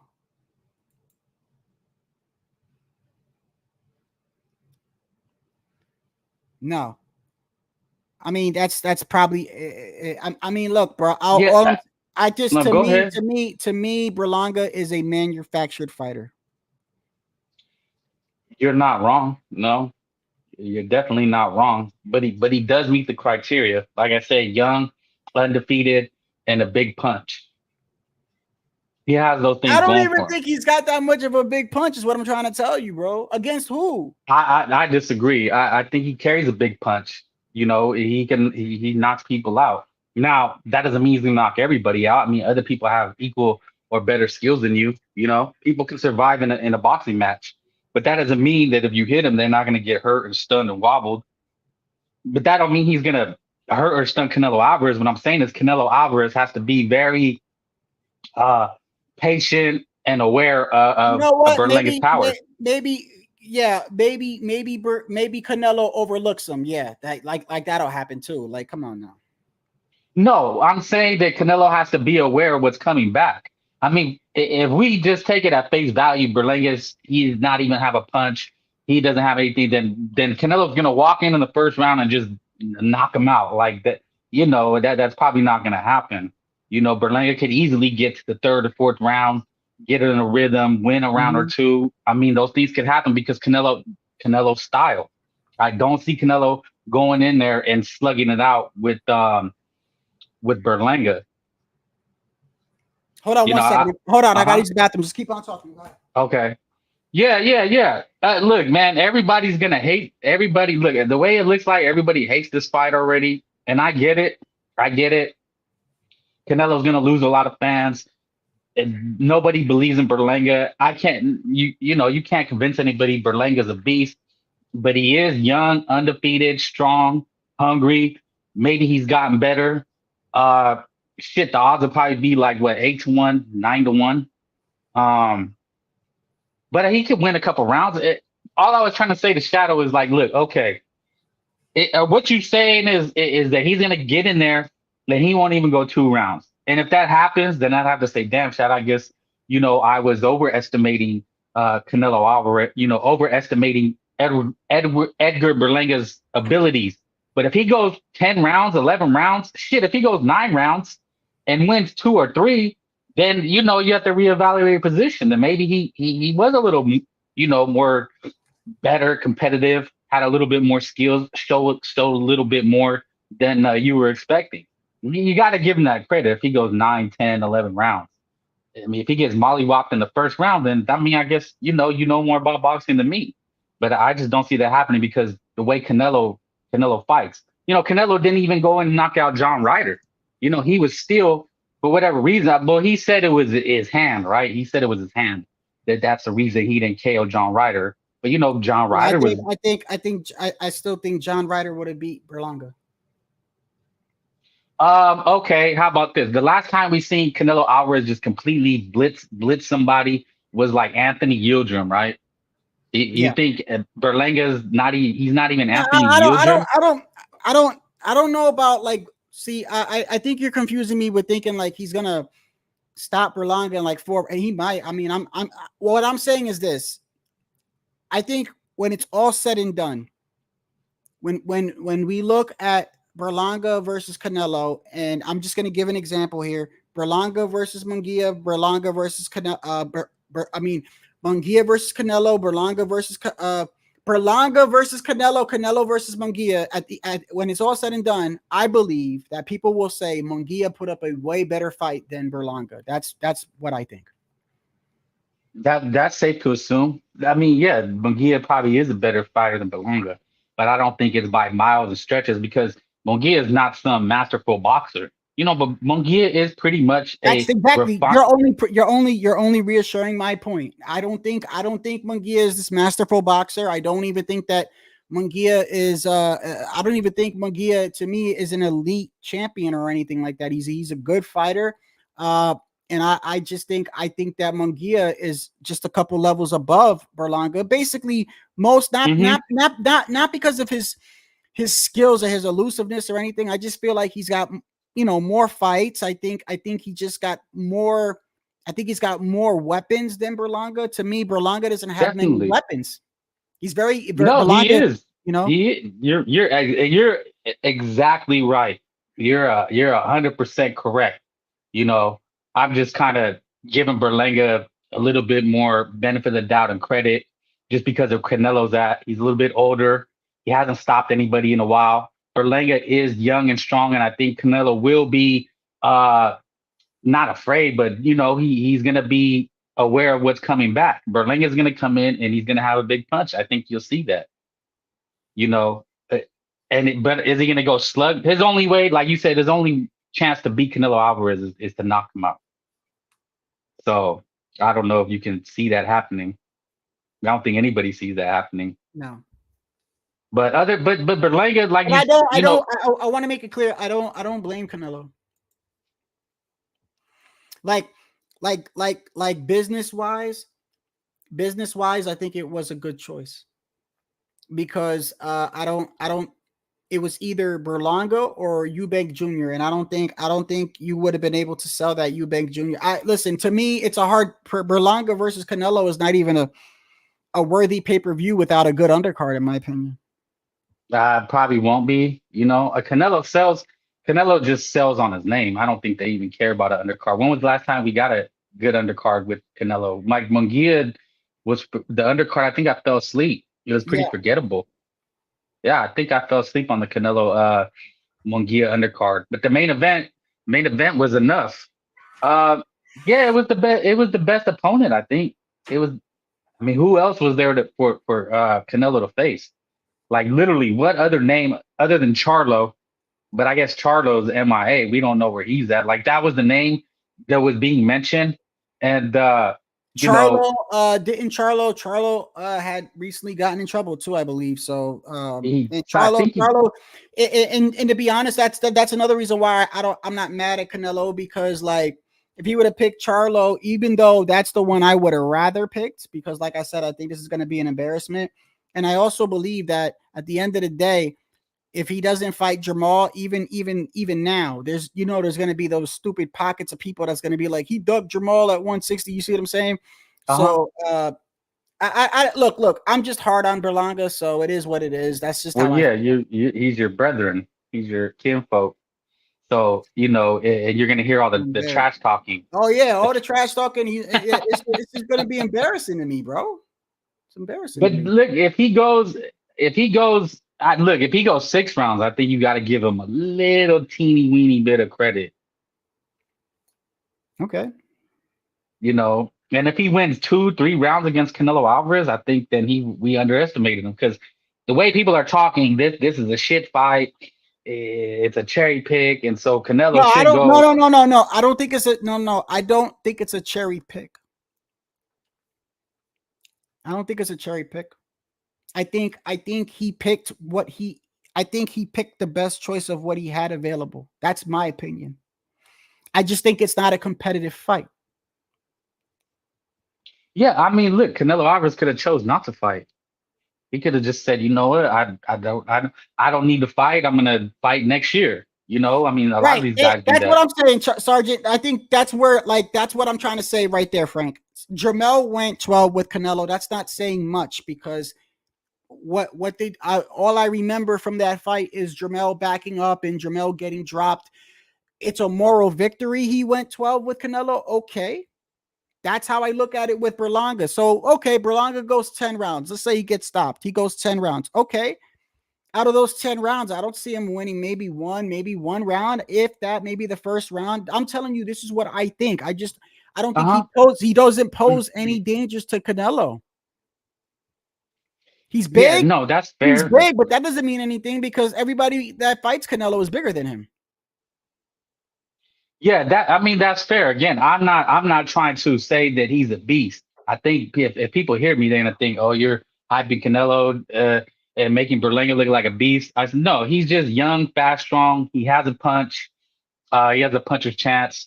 And if he goes 10 rounds with Canelo Alvarez, then I think that raises his stock, and he's gonna be the better for it.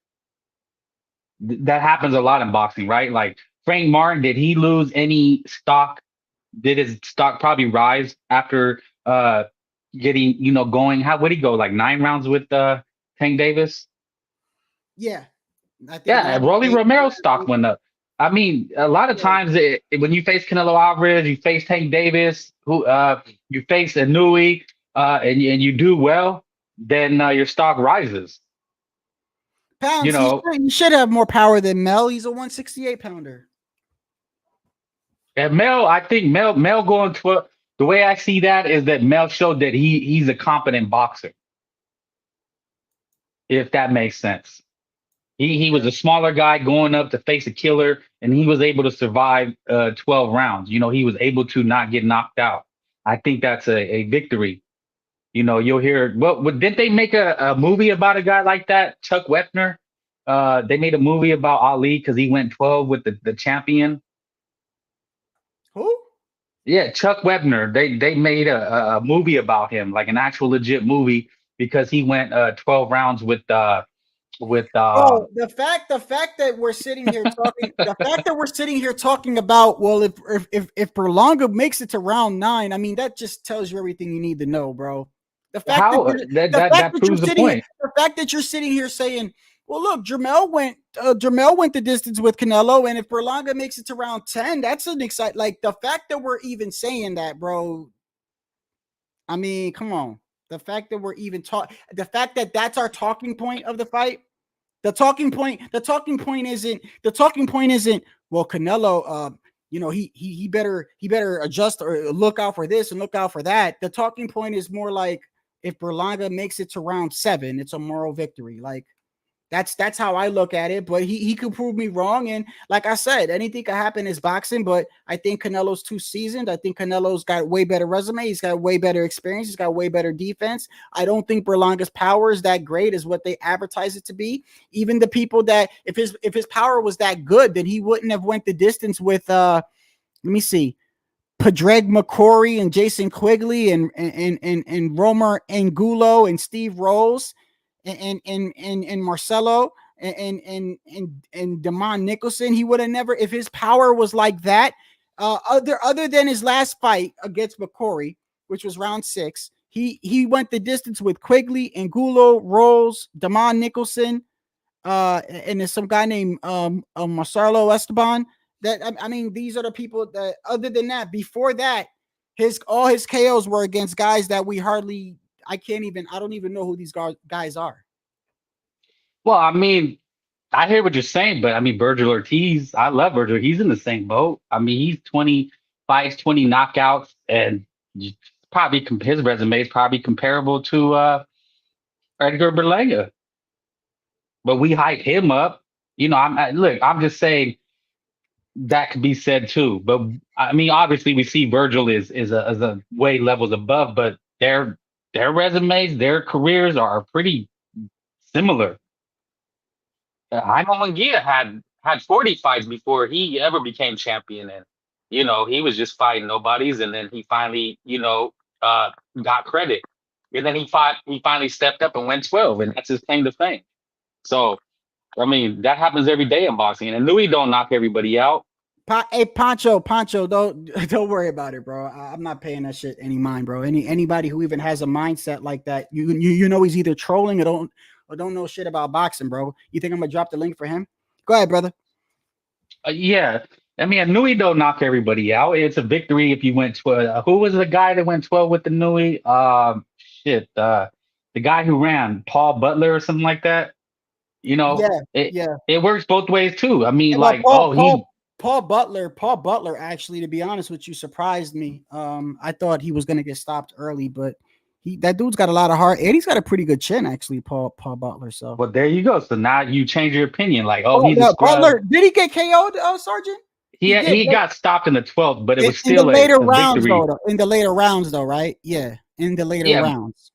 We seen Karen Kardashian give Boots Ennis 12 rounds.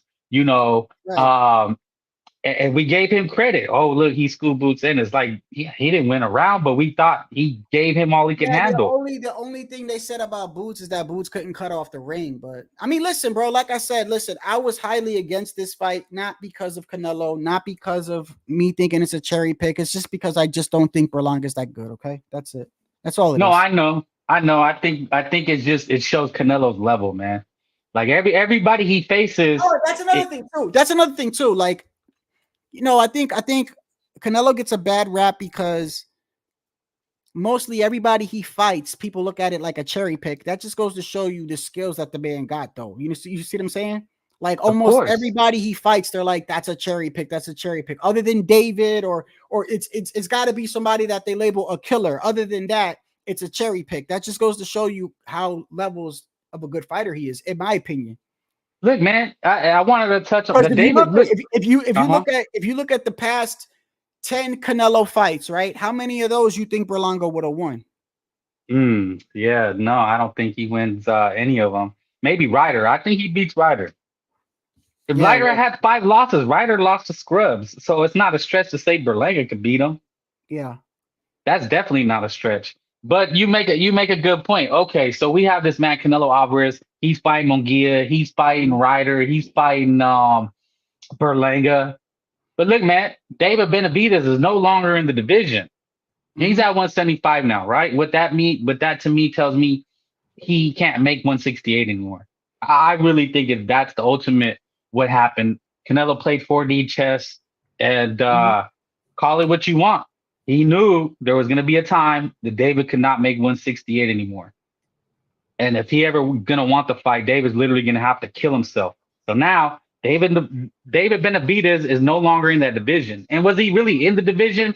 Because when he was in the division, he only had 2 fights in 2 years, because the Andrade fight, Andrade was a 160 160er who never had fought at 168.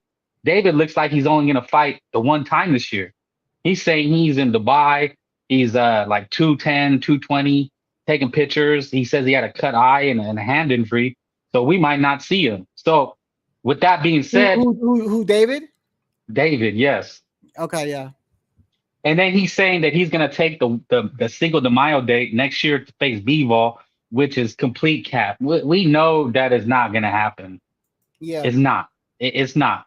Like, we don't even know if better be if Bivol is going to happen.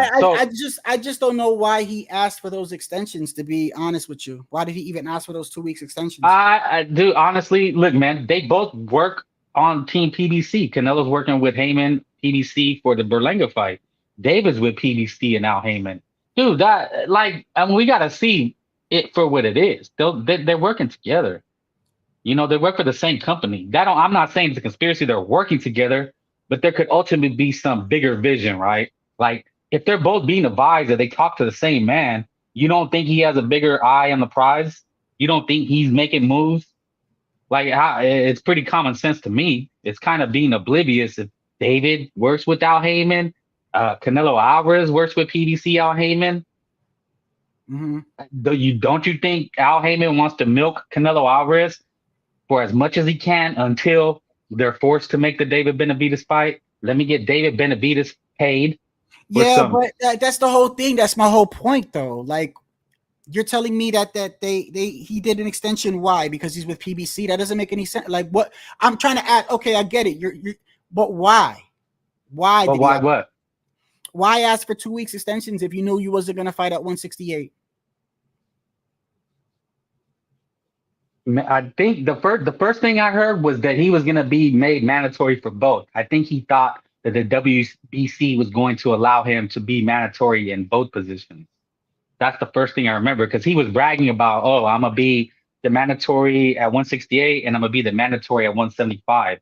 It was almost like 4D chess, because that's almost what Bud Crawford does, right? Bud Crawford still holds belts at 147, and he's going to fight at 154. And those organizations are letting him do that.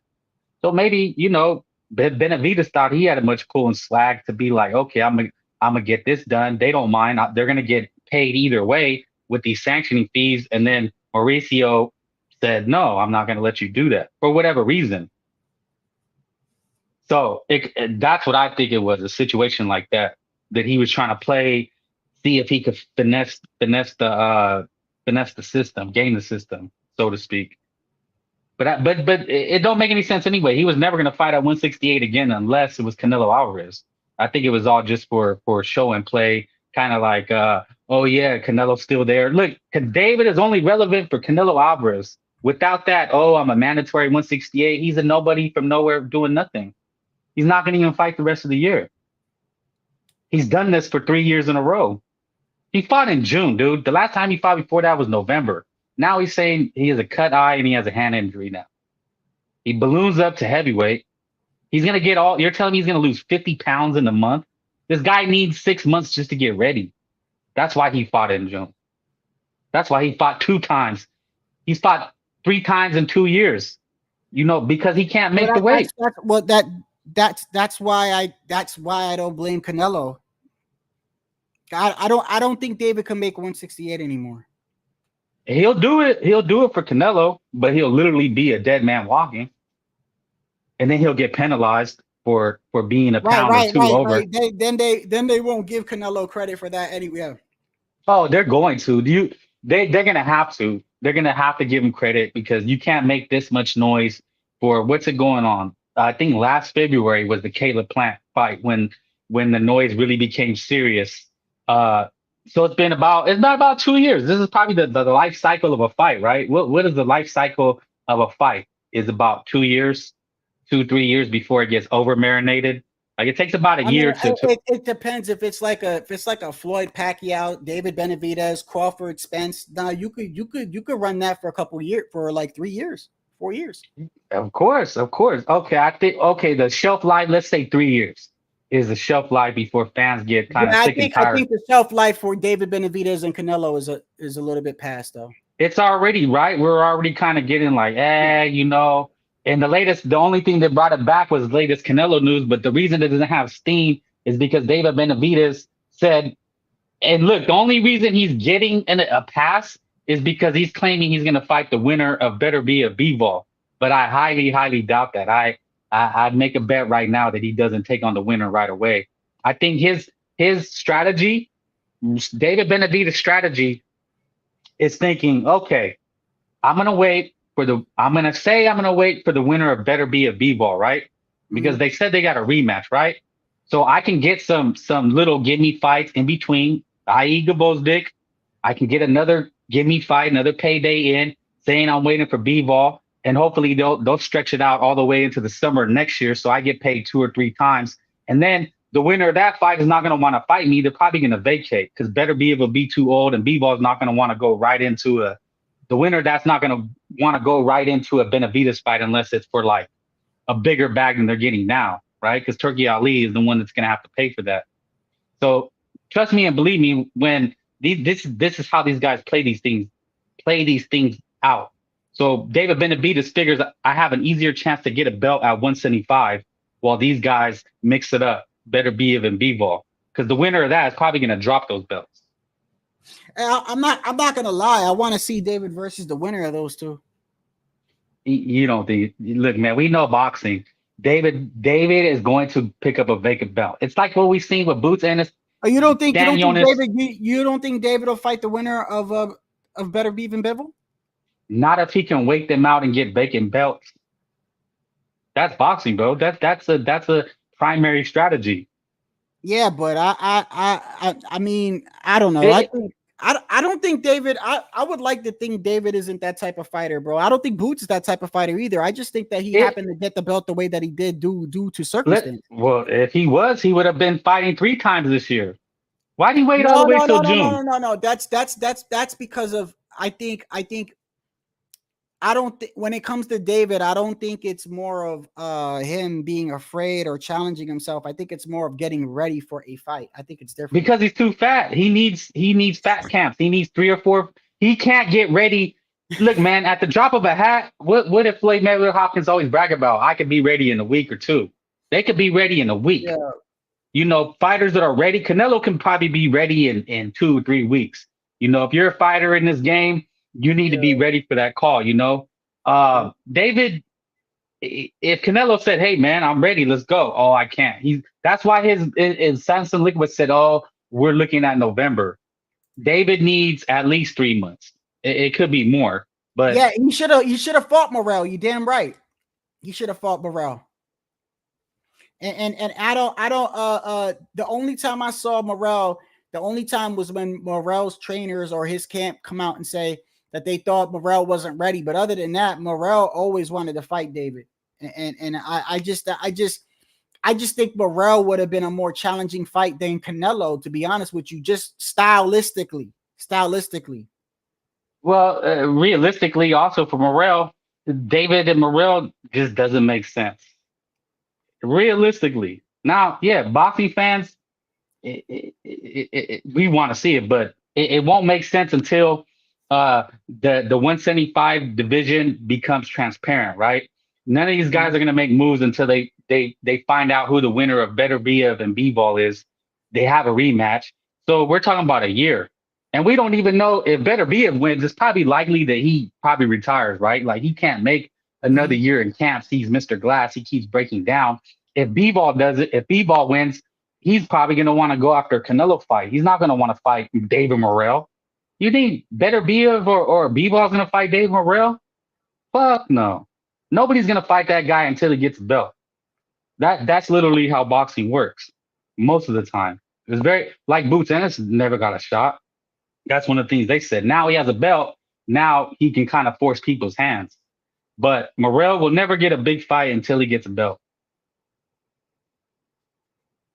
Say that again. Morrell will never get a big name fight until he gets a belt. He's fighting at 175, ain't he? He's fighting at 175 now, yeah. But he probably who's his next fight? Some guy Kavajadek or something like that. I want to say, yeah, he has a K and a J and another K in his name. I've seen him before, man. He's decent, but David Morrell should pretty much steamroll him. Say it again. Who's he fighting? Cavage Dyke or Dick. What Cavage, undercard is he fighting on though? he's on fighting on the Saudi card on August 3rd. That's the one with Crawford, right? Yeah. I just looked it up. Why did I see it on there? Yeah, he's fighting on that card. So he's chasing David Benavidez, you know? He moved up to 175 because he knew he was never going to get a Canelo Alvarez fight, especially with 11 fights. He's never going to get a Canelo Alvarez fight. So his best bet, looking at how the cookie is going to crumble, is like, look, what I'm thinking is the winner better be and B-Vault. They're going to either get beat up so bad or it's going to be a lot of wear and tear. You know, they're going to fight, and then they're not going to fight until probably the middle of next year. So those belts are all going to be held up, right? So why would you go 175? You're not going to get a shot because what you're thinking is, I'm going to wait till they drop those belts, because that's probably what's going to happen next year. They're not going to want to keep fighting killer after killer. After that, after better be a B-Ball, don't you think they're going to take like a victory tour? They might take a year off after that. 6 months at least after a tour like that. You know what? I'm gonna give David Benavidez the benefit of the doubt. I either want to see him fight the winner of Better Beef and Bivol, or I would love to see him fight Morrell at 175. And by the way, I'm not under this whole thing that people think that David had a bad outing at 175. I'm not with that opinion, bro. I don't think he had a bad outing at 175. I just think the only criticism that I can give him is that he didn't stop the guy. But then again, David was never a power puncher to me. He's a pressure fighter. He's a pressure fighter. So I think he did well. How many rounds did you give that guy Glove get, or whatever the hell his name is? I mean, he wasn't competitive. Maybe 2. I think I gave him 2 in the later rounds. I know David sweat. I gave him at the most, I gave him 3 rounds, bro. At the most, 3 rounds. I gave him 2 rounds, and if I gave him anything after that, it was a swing round. Other than that, David did fine at 175, bro. I was a little more critical. I thought he definitely. Okay, this is what I don't. Why are y'all so critical of his performance at 175? What was so bad about it, bro? Nothing. He wasn't the Mexican monster.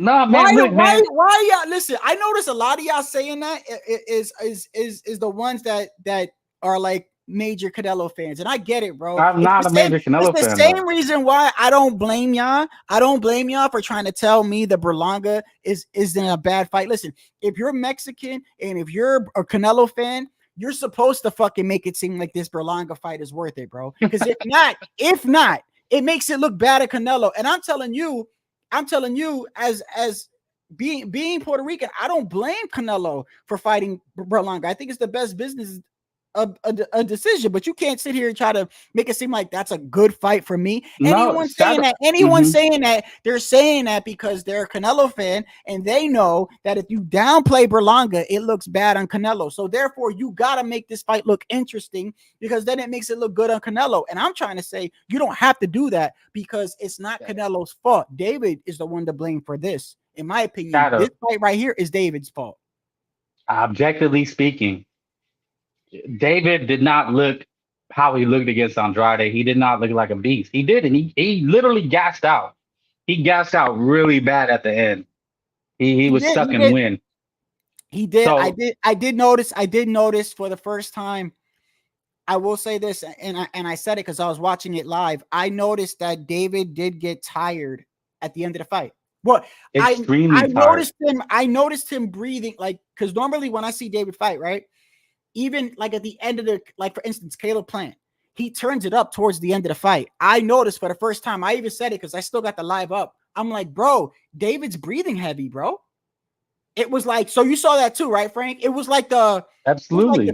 It was like the 10th of them. I seen David in between, like, I'm like, yo, he's breathing heavy, bro. And I'm like, but at the same time, it was his first fight at 175. It was his first fight. I mean, wasn't it? Did he fight at 175 before, David? He's fought at 175 before earlier in his career. In his career, right? Didn't he also, correct me if I'm wrong, didn't he also turn down a fight against Bivol in Better Beef? I think Turkey Ali had offered something like that, but no, I don't think there was any like real substantial offer. Hey, can somebody tell me in the comments? Didn't David turn down a potential fight with Bivol and Better Beef years ago? Didn't Mauricio? Oh, you're talking about when he lost his belt? Yeah. No, yes.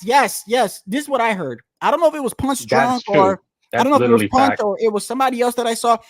When he lost his fight, when he lost his belts or around that time, Mauricio Suleiman came to David and said something like, "I can get you a fight right now at 175 for Bivol or Better Beef," and he said no. That did happen. Yeah. But I believe the excuse then was because he wanted to fight Canelo. But you can't. I think that was before Canelo. It doesn't even matter because it's like you can't call yourself the Mexican monster, but then you turn down fucking a title fight against the king at 175, one of the kings at 175. That's what I'm saying. Like, look, I put a lot of blame. I also got to put blame on Canelo. The blame I put on Canelo is this. If he wanted to fight David at any time, he could have. But at the same time, I do know how he operates, and I don't agree with the diva shit or whatever, but I'm not stupid either. I know that there's things that David and his camp could have did to easier get that fight with Canelo, and they didn't. And that's why I don't like the fact that they try to portray it to the public like David did everything he could to get the Canelo fight. That's not true in my opinion. Well, my stance is I think it's more about it was always the weight with Canelo Alvarez. He even said it in one of his interviews, like, what does he bring to the table? 25 pounds? 25 pounds. Yeah. I think it was always with the weight and that he was working with Memo Heredia, a known drug cheat. Canelo, he knew that. And I think Canelo Alvarez's plan was always to kill David Benavidez with the weight. He was going to fight him at the right time, when he knew David couldn't make 168 anymore, because it was literally competitive disadvantage for him. Not even the money, not the politics. It's literally like, this guy is a weight bully, and if he wants to play that game, then I'm going to play my game. That's fair. It's extremely fair in the sport of boxing. I think, hold on a second. Go ahead, keep talking. I'm uploading. So, like, if Floyd Mayweather can make Canelo drain himself, if Tank Davis can make Ryan, like, we know that weight plays a major difference in this boxing game. We know when a guy gets credit because he's smaller and he's moving up, we give him like 10 times more credit, right? Like in Nui, if he's just beating up at the guys at his weight for 10 years, we would never be paying attention to him. But the reason we pay attention, oh my God, he's going up 3 weight classes, so we're just like on his nutsack right. from here. Not only that, because it's not easy to move up and become undisputed. Like people, like that's another reason why I always defended Canelo too, because it's not easy to move up in weight and do what he's doing. Yeah, and the other, like Lomachenko, right? He's been fighting out of his weight class for 3 or 4 years. Like, we know he's not a 135er, but just as far as the weight and the weight game. That's my belief is Canelo Alvarez was always concerned about David Benavidez's weight gain, because we know Canelo has played that game with other fighters, and so we can't be ignorant on that. So he plays that game because that's what everybody does. Floyd Mayweather, everybody's done it. All your favorite fighters have played it. I think this is the interview that you're talking about right here. Hold on. Is this true? Let me know if this is true or if people are wrong. Is it true you offered $5 million for a Benavidez fight and then you guys didn't hear back? No, nothing is true. I don't know how that came. Yeah. And I think the dad said, "Oh, they offered us $5 million," and no, never. Okay. Not that I know, and I know everything. Question over here. Okay, to piggyback off the offer, were you ever offered anything from Benavidez camp? Nothing. And who is he for offering me the money? Right. Who is he? It was said it was 55. Yeah, but who is he to offer me?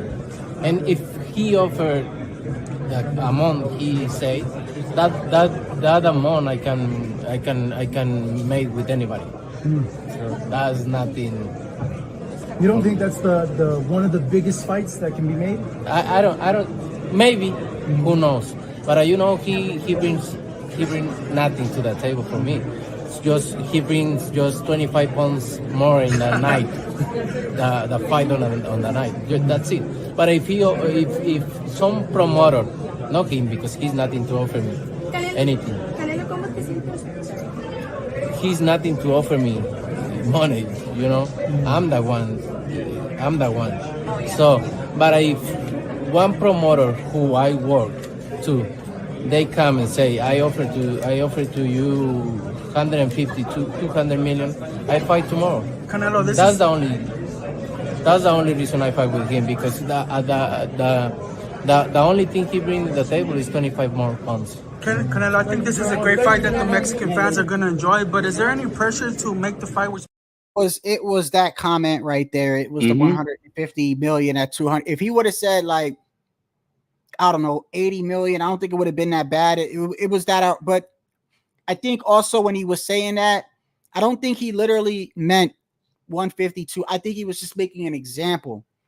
I think he was just trying to say, like, this guy is in no position to offer me any money, right?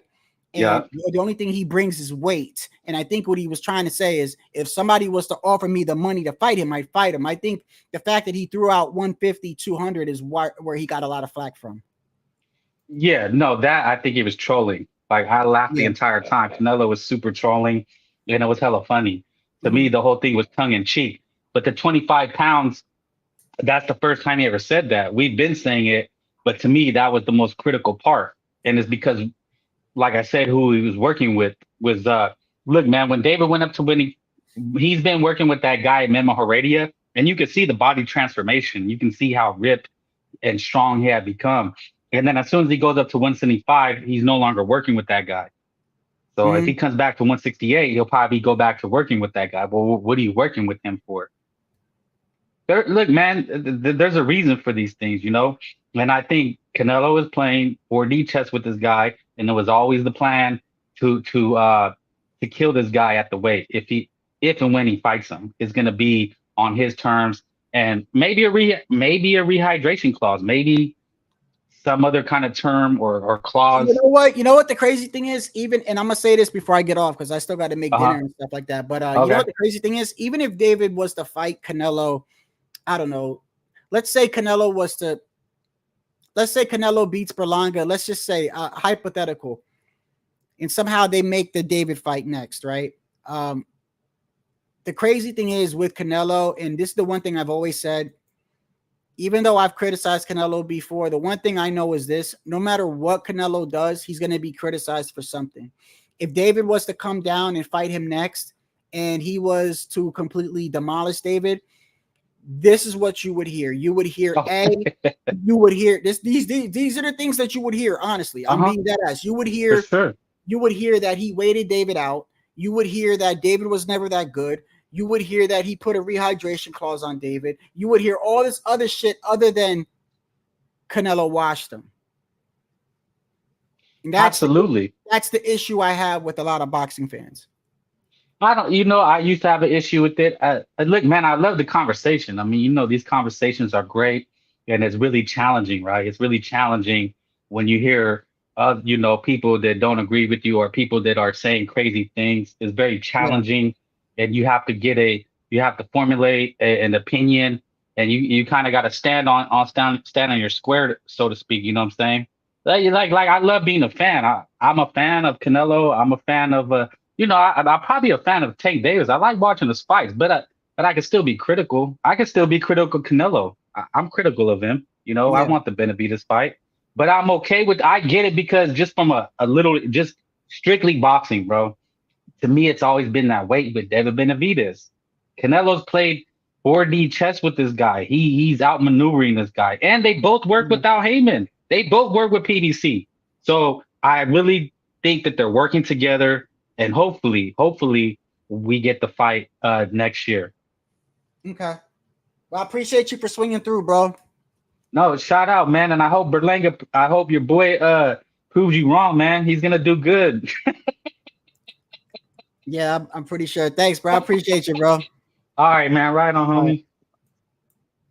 All right, man. Well, look, like I said, man, I'm not mad at Canelo. It's just I don't think Berlanga is gonna impress people, but we'll see what happens, bro. If he does, I'll go live and I'll say so, bro. But I really don't think so.